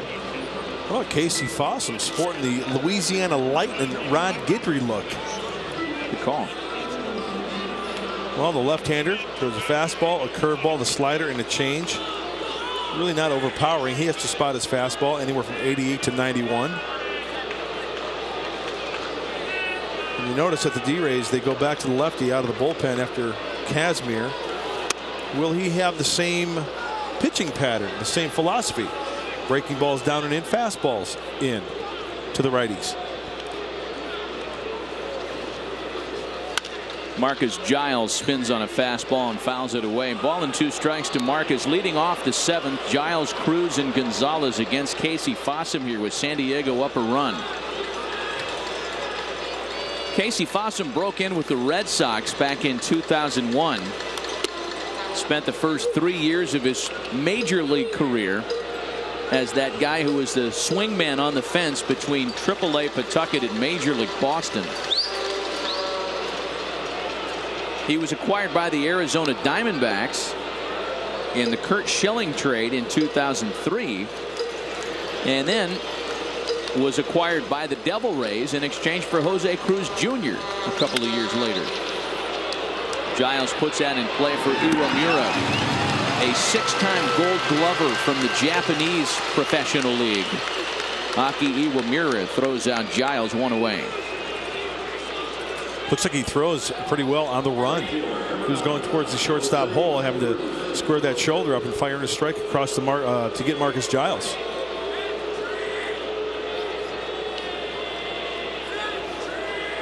So with one gone now, here is Jose Cruz Jr. I like matchups like this. A couple of guys that were traded for one another just a couple of short years ago. Breaking ball starts Cruz with strike one.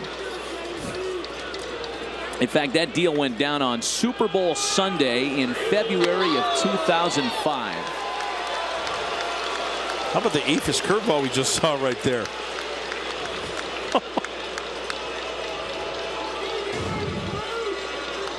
This is awesome. I love that. I love that. That's straight Sony PlayStation there. Ball and 2 strikes to count to Jose Cruz Jr. Right-hander back up in the bullpen for Tampa. I believe that's Sean Camp up again.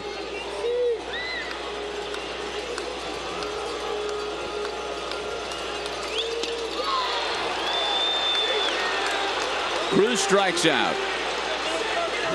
Ball got away from Dioner Navarro, but Jose really had nowhere to go. You know what they call that curveball here in Tampa? The Fossum flip. Oh, nice. Flop? Oh, the Fossum flop. Flip, flop. John Kerry, whatever.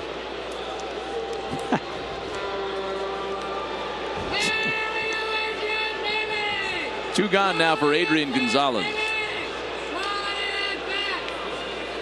We talked about Casey Fossum making 5 appearances out of the bullpen. They included appearing in 3 straight games. I mean, how about that? You move a guy from the rotation to the bullpen after being a starter for his entire career with this club, and then you ask him to work in 3 straight ball games. Fossum's in front of Adrian 0-2. Seems like it would take some conditioning to work a guy in, you know, rather than back-to-back outings.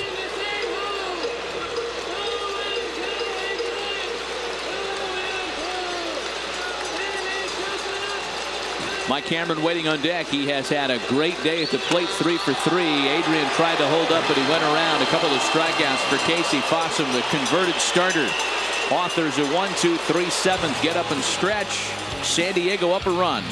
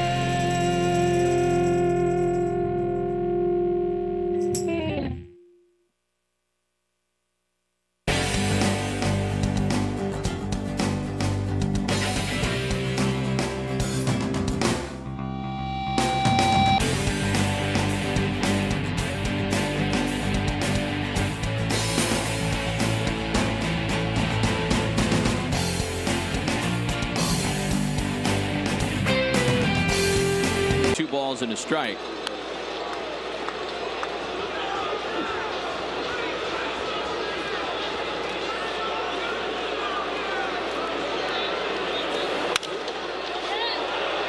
Two balls and two strikes now. The count to Dioner Navarro.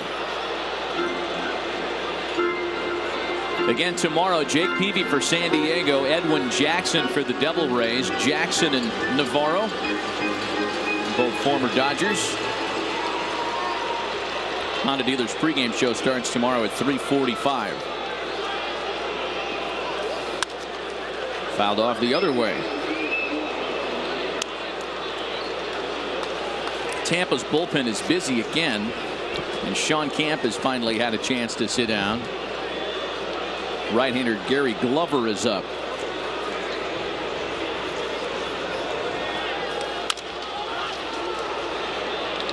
And just foul wide of first. A little tidbit of information for you. That ball that was just hit down the first base line, when the ball bounces past the first base bag, it's the umpire's call that's working the line.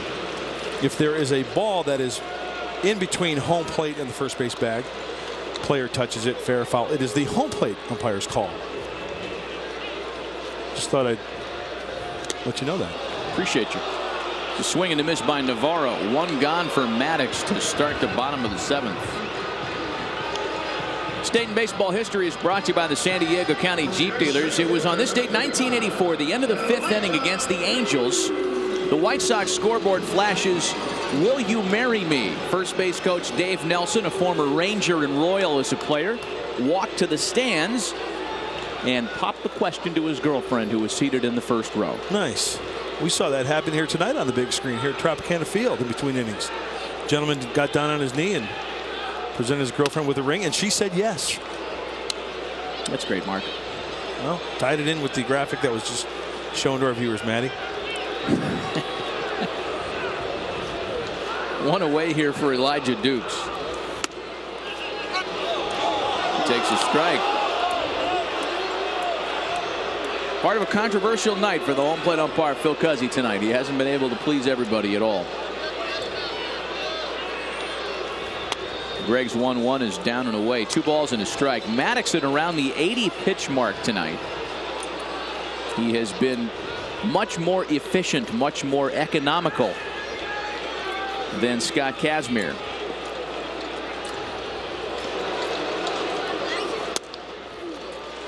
Dukes lays off to run the count to 2-1. Surprised that Dukes is laying off that pitch. That off-speed pitch there had great arm action from Greg Maddux, but split the heart of the plate, but it was down around the shoe tops. And there's ball 4. Boy, a rare Maddux walk. Rarer still the fact that this is his second of the start, and he just can't control himself at this point. He's really letting Phil Cuzzi know that he's displeased. Home plate umpire's walking out to the mound. Let's take a look at the pitch again that walked Dukes.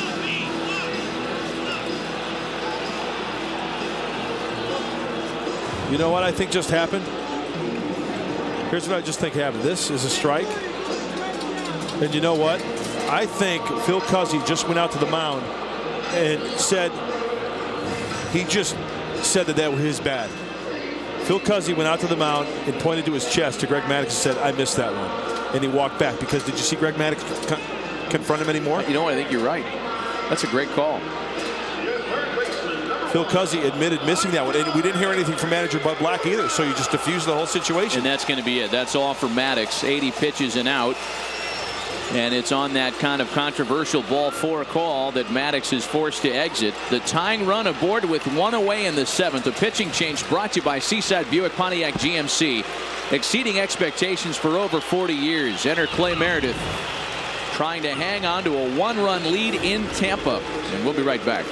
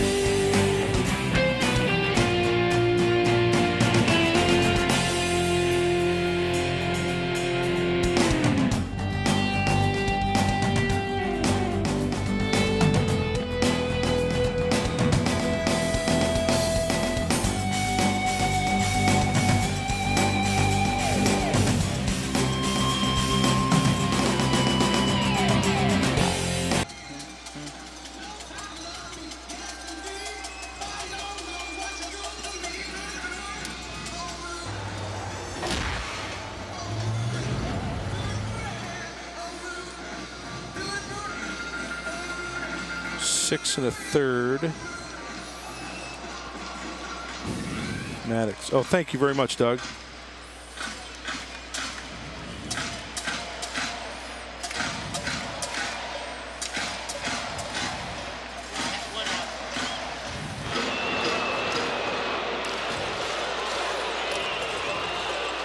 Clay Meredith, the new San Diego pitcher. He'll go to work against the top of the order, Akinori Iwamura. Clay's numbers brought to you by the San Diego County Toyota dealers. Check out the all-new full-size 07 Tundra, the truck that's changing it all. Clay has had a rough go of it the last couple of weeks.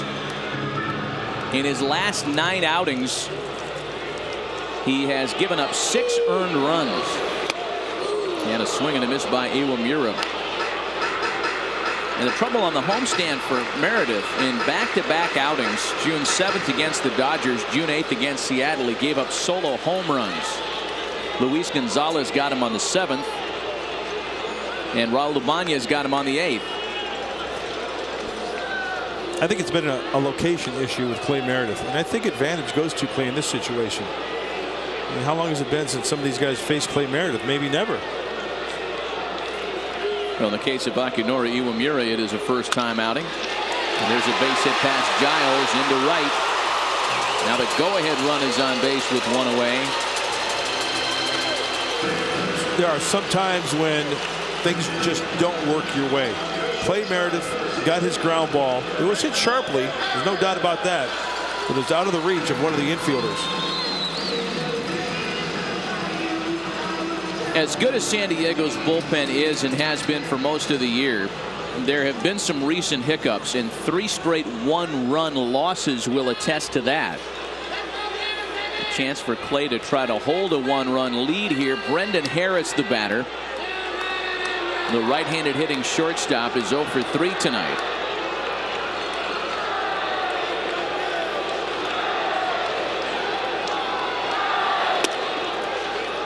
Strike 1 to Brendan Harris. There is not a single Devil Ray that has faced Clay Meredith. Clay's time with the Boston Red Sox was brief. Got a left-handed batter waiting next. Carl Crawford on deck. Over Green into short left field. Dukes had to freeze off second, but that loads the bases. You know, I'd like to see that pitch again because the velocity had 78 miles an hour. It had to have been a breaking ball of some sort. I'm just wondering how badly it hung. Well, Matty, it hung just enough, and you're absolutely right. It was a breaking ball. And off the end of the bat, you could see clearly that was way off the end of the bat, but elevated. See, and this goes back to my point regarding the location situation with Clay Meredith. If that pitch is down where he's supposed to be, that's a grounder. Because it's elevated, they can elevate it over the heads of the infielders. Meredith's really in dangerous territory now. Carl Crawford with the bases loaded and only 1 gone. Swing and a miss.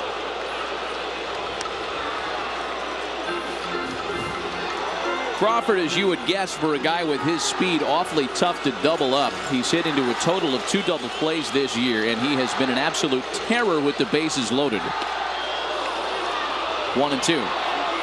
Looks like he's getting a little froggy right here in this situation, and this is where sometimes a hitter can be impatient and go after bad pitches. A hit needs 2. I mean, let's face it. Struck him out. He didn't even throw him a strike. Boy, a completely different result in Clay's 3rd at-bat of the stint.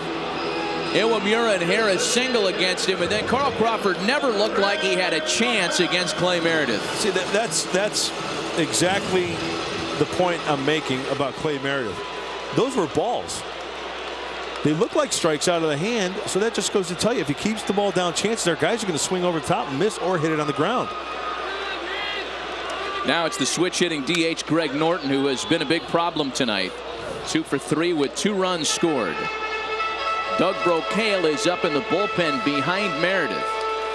This is going to be a big outing for Clay Meredith. If he can get this last out, you talk about a confidence booster for the right-hander.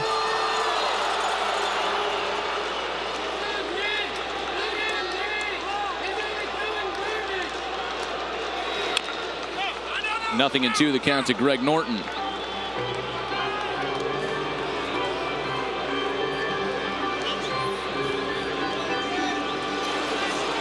You see the coaching staff furiously trying to reposition somebody defensively. They want to make sure that Marcus Giles knows where he's going here. And Marcus is signaling back to the bench that he sees him. He's in short right, and he just moved over a step toward first base.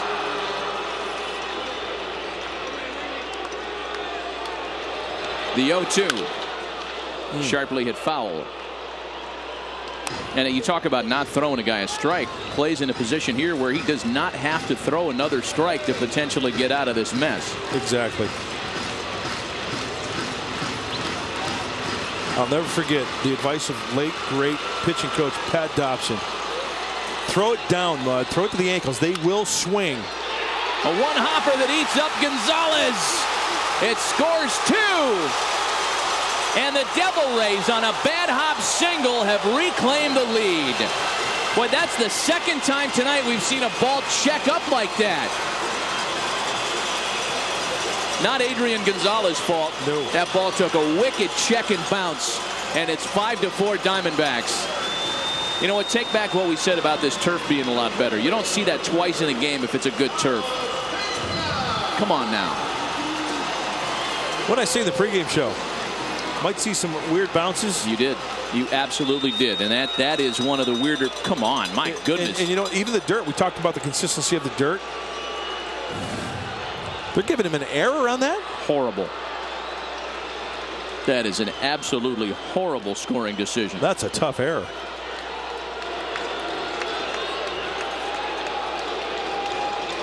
Carlos Pena now with 2 runs in. Pena lines into the right field corner. And now it's really on. Norton's being waved around, now held at third. An RBI double by Carlos Pena. And the D-Rays have exploded for 3 here in the 7th.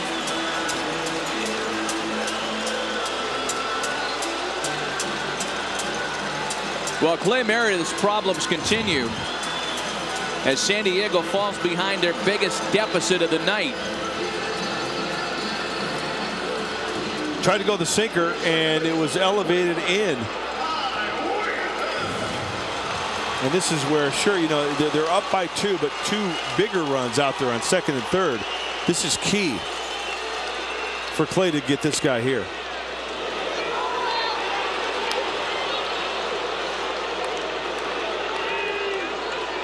One of the 3 runs is charged to Greg Maddux. The other 2 on the line currently are the responsibility of Meredith. How can they give Adrian an error on that thing? Still ticked off about that.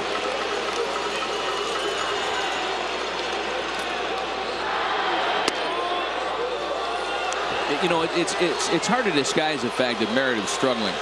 And whether it's a location issue, a velocity issue, he's been scored upon now in half of his last 10 outings. And for a guy that pitches 1 inning at a time, that gets a little dicey. Absolutely. That's why it's tough as a middle reliever, as a setup guy. You know, you can have 8, 10, 12 great outings, and all of a sudden 3, 4, 5 turn into 6 or 7. Starts messing with you between the ears also. There's a strike to Wigginton, 3-1. You know what I can't help but get back to as well is the ball 4 call to Elijah Dukes when Maddux was still in the game. That opened up this whole can of worms. There's ball 4, and that reloads the bases. You know, if Dukes is retired there, then Maddux likely stays in the game with 2 out. And I guarantee you that we're not in this predicament. That's not to say Greg doesn't give up a run, but it's gotten pretty bad since he exited. And it looks like the call may be going out to the bullpen as Doug Brocail's hot. Here comes Buddy Black to chat with Meredith. The bases are loaded. Delman Young, the batter, and he's going to make the move. The second reliever of the inning. And what has been the best bullpen in baseball the past couple of months looking very vulnerable here tonight. We'll be right back.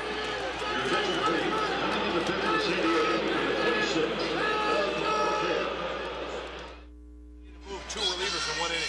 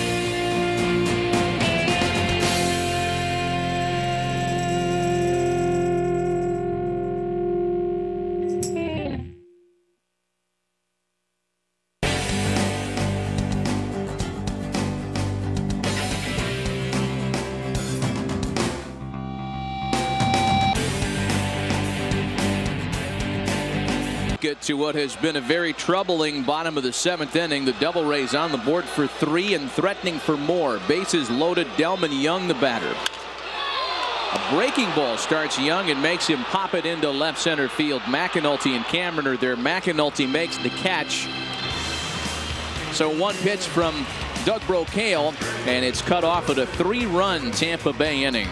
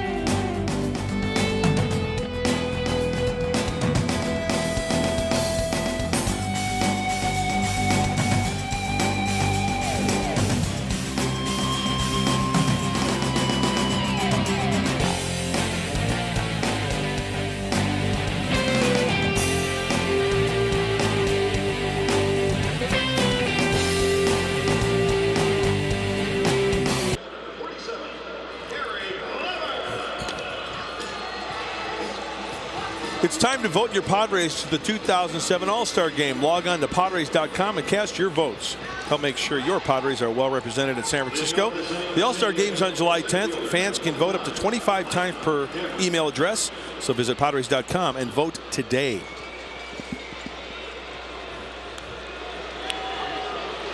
With a 6-4 lead, Tampa Bay makes a pitching change. The right-hander Gary Glover had been up for a while. He had plenty of time to get loose as Tampa hit around in the bottom of the 7th. Top of the 8th, and Mike Cameron leads it off for San Diego.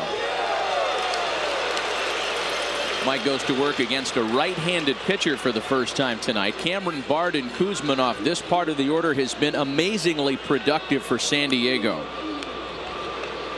6 for 7 with 4 runs scored. But again, all that damage was done against the left-handed starter Scott Kazmir, who, by the way, has spit the bit. He is off the hook for the loss tonight. He'll not factor in the decision. as Cameron takes a strike to fall behind 0-2. Gary Glover, the Scott Linebrink of the D-Rays. Fastball about 96. A cutter, a curve, and a change.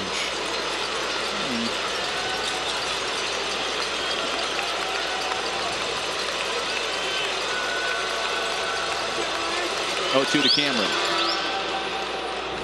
Yeah, Gary Glover, one of 3 non-roster invitees to make the opening day Man 25 roster. And all 3 of those non-roster guys have been big contributors. Carlos Pena, Al Reyes, and Gary Glover.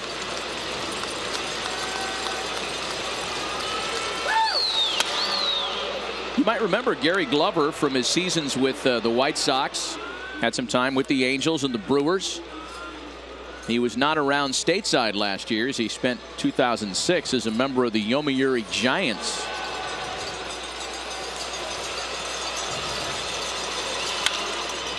Cameron wraps it to shortstop. Brendan Harris stays with a rough hop and throws him out. 1 gone in the top of the 8th. Should San Diego fail to come back tonight, and they've got 5 outs left to try to say something about that, this will be a rather discouraging defeat, if only because the Padres had another late lead. This will be 4 straight losses, and 3 of the 4 San Diego will have given up leads in the 6th inning or beyond. It's really exceptional for a team with as good a bullpen as the Padres. A ball and no strikes to Josh Bard. Bard 2 for 2 with a walk and a run scored tonight.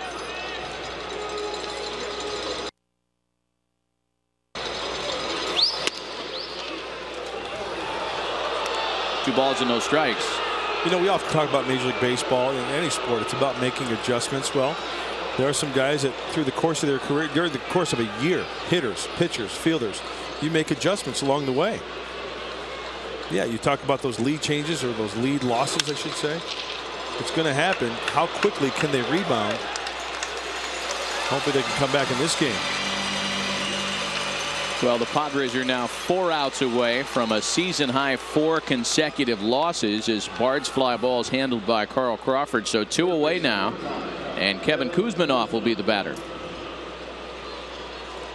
Other games in progress include the Yankees leading Arizona 3-1 now in the 6th, as New York tries to win its 7th in a row.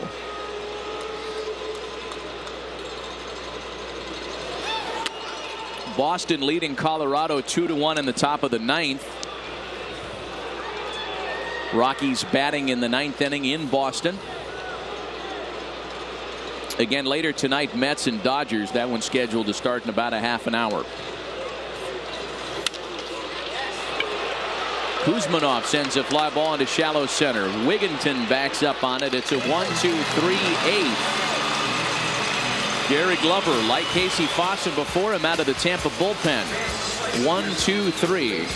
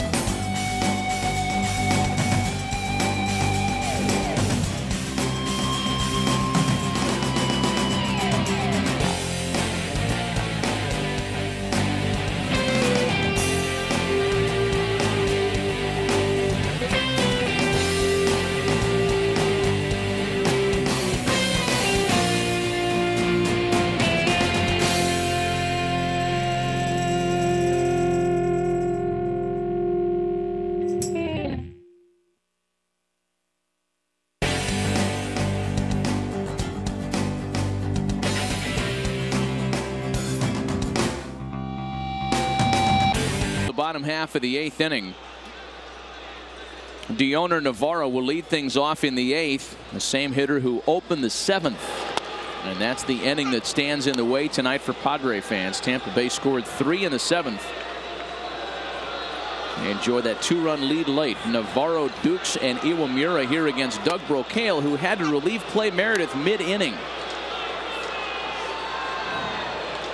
Tampa has its closer up. The veteran right-hander Al Reyes is up throwing on the side. And when San Diego bats in their 9th, they'll have the bottom of the order.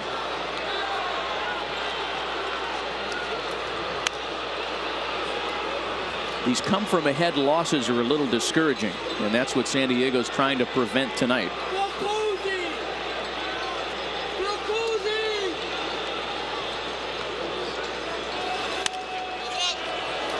Navarro pops it up. Bard makes the catch as we get to Beyond the Box Score, brought to you by Seaside Buick Pontiac GMC. There was a no-hitter in Motown tonight. Justin Verlander no-hit the big swinging Brewers on a 12-strikeout performance. 4-0 the final score, and there's the information on the Yankees' attempts to win their 7th in a row. That's huge, boy. The Verlander no-hitter against the Brewers. Ground ball to third. A great play by Kevin Kuzminoff, and the rookie third baseman throws out a speedy base runner 2 away. Pitchers, defense doing everything they can to keep that Tampa Bay lead at 2. Looks like Kevin kind of double clutched there also. Maybe the ball slipped around a little bit in his hand. Let's take a look. He dives, he catches. You can see a little double clutch. And he makes up the difference with that arm.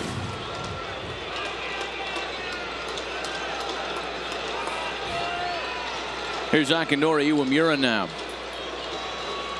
Also technically a rookie in what is a situation that Major League Baseball did not address a few years ago when it was first put out there that maybe guys coming over already having established themselves as professionals in Japan shouldn't be considered rookies the same way a rookie would be considered here, a guy that comes up from the minors or, in the rare exception, skips the minor leagues altogether. These guys have played professionally for at least 7 years, those coming out of the Japanese professional league.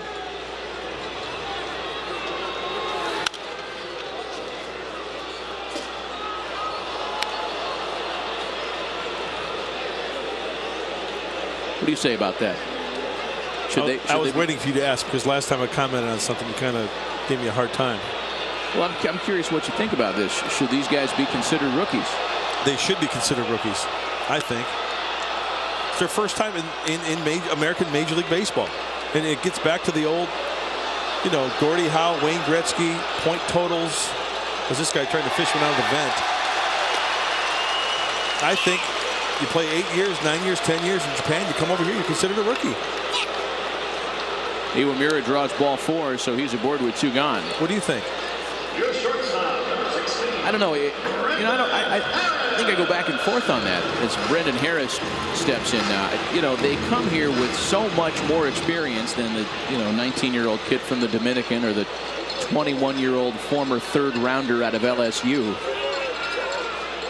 Look at Daisuke Matsuzaka. You tell me that guy's a rookie? How many times does a guy come over from Japan, with the exception of Ichiro, to take the Rookie of the Year award away from somebody who may be more deserving? Didn't Hideki Matsui win it for the Yankees? He may have. He didn't win it that year? Yeah, I don't think it's been a problem per se in the past. I think that's why it was brought up initially. You know, does Major League Baseball need to redefine its rookie status, its rookie qualification?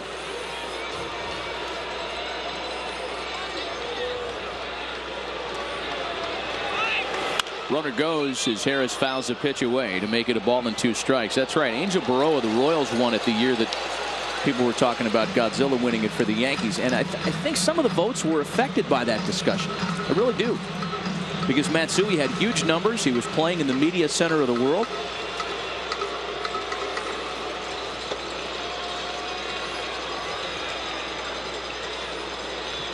food for thought. Into center field. Cameron on the run. He looks up and plays it off the wall. Iwamura being waved around to score.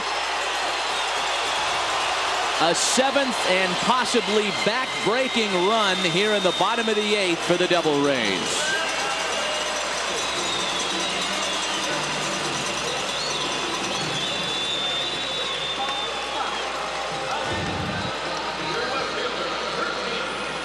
Straight fastball. Up, middle, and in. And Mike Cameron knows that he's not going to get that ball on the fly, so he plays it off the bounce. And that's a huge run, now making it a 3-run lead.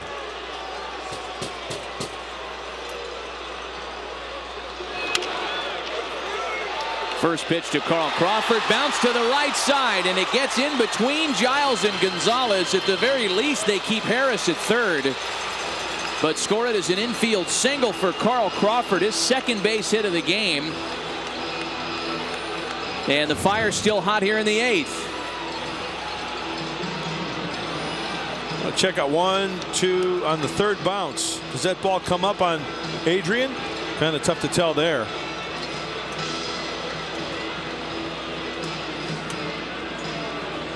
Another error.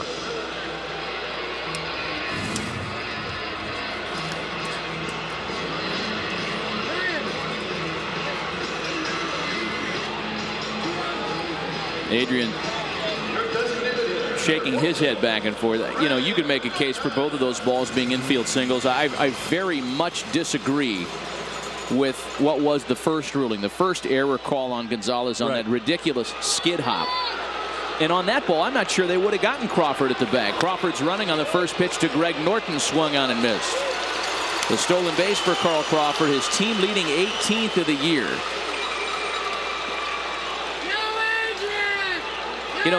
You know how the process goes, the political process of reviewing official scorers' decisions. And I am quite sure that regardless of where the final score may fall in this game, there'll be a phone call placed to the press box by somebody from the Padres camp, whether it's Leah Tobin, who's here with the media relations department, whether it's one of the coaches on the field. Both of those calls need to be reviewed. Again, they're not going to affect the final score, but you want to get things right. If both of the errors stand, I believe this will be the first multiple error game for Adrian Gonzalez. But I don't believe either of those balls were errors.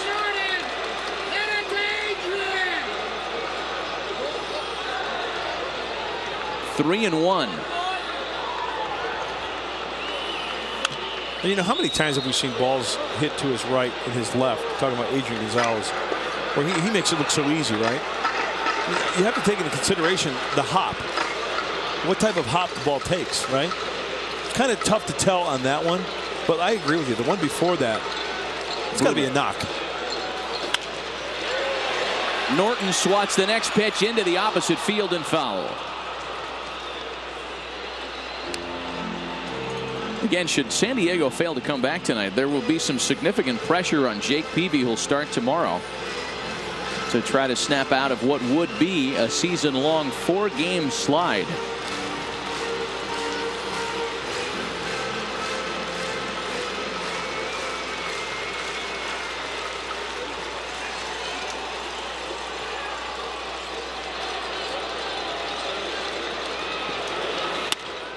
And there's ball 4 to Greg Norton, and as troubling as he's been tonight, that's not going to be Doug Brocail's greatest sin. It will load the bases for Carlos Pena, however, who cashed in with an RBI double back in the 7th.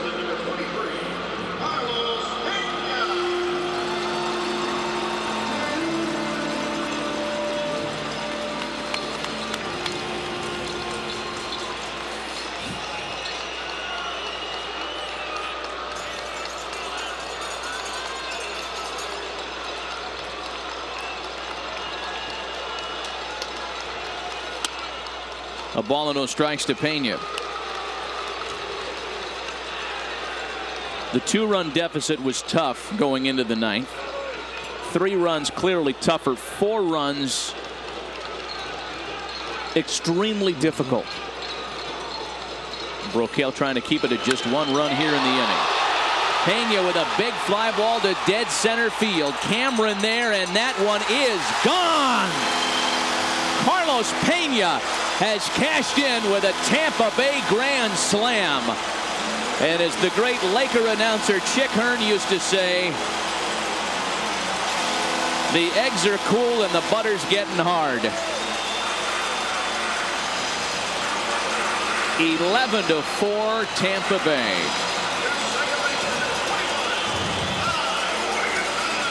Well, Bart has set it away, and this is a ball that leaks over the outer third. Too much of the plate and about belt buckle high. Yeah, I'm wondering if that pitch there was just a two-seamer or some type of off-speed pitch away, but not a lot of action on that pitch. A lot of action to straightaway center field.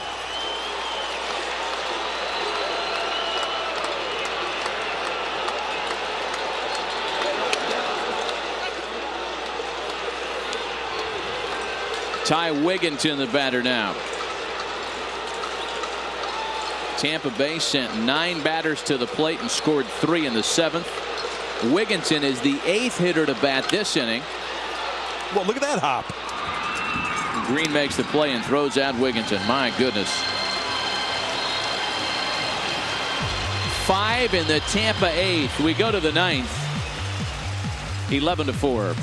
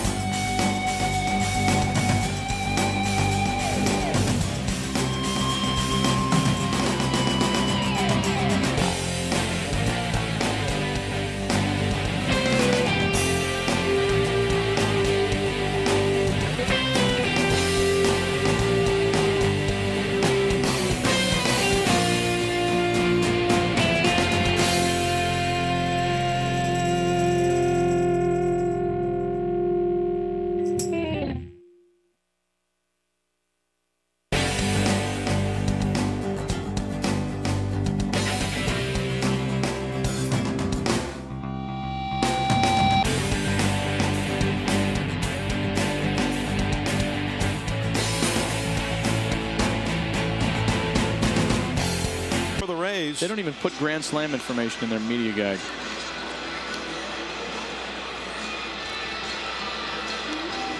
It's a bad book. Bad book.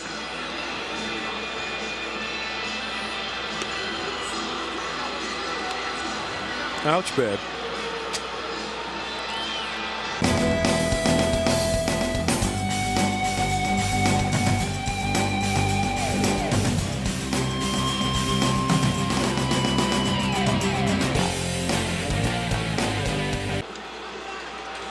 Well, a half inning after the Devil Rays score 5 runs on a total of 2 hits. Sean Camp will look to put this one away and make it academic tonight.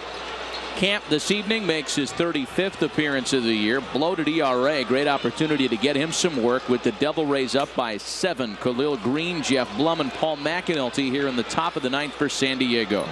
Matty, you're absolutely right. You saw those numbers in Camp, who throws a fastball, slider, and a change. Maybe even a little bit of a confidence booster also. 11-4. Big run. Just be aggressive and go right after the guys. You're already 2-0. You can hear the fans booing. That's pretty rough. Yeah, tough crowd. Big They league. just scored 5 runs. They lead by 7 and they're booing their guy. Tough play at third. Iwamura gets it done nicely on what we have established is a very difficult infield surface. I tell you, we could not have been more wrong in what we were told before the game about this turf being friendlier to field on. That's a big league play because it's like that, not in between hop, but a hop that's to his left and almost to his direct left that he has to catch behind him and then spin and throw. Jeff Blum now with 1 away. So this Tampa Bay bullpen, which had been cuffed around at a ridiculous rate the last few weeks and all season for that matter, has gone 7 up, 7 down tonight. The combination of Fossum, Glover, and now Camp.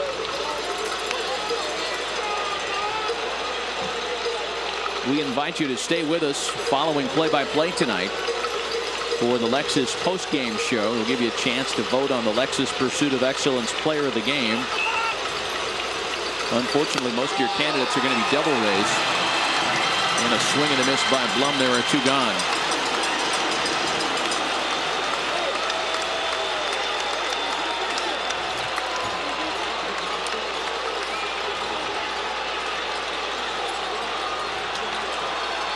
Paul McAnulty, perhaps the last chance for San Diego tonight.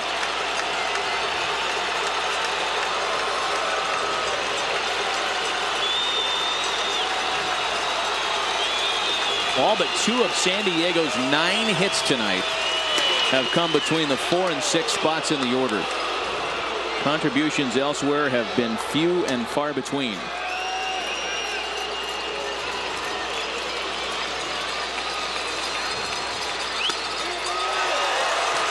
1-1.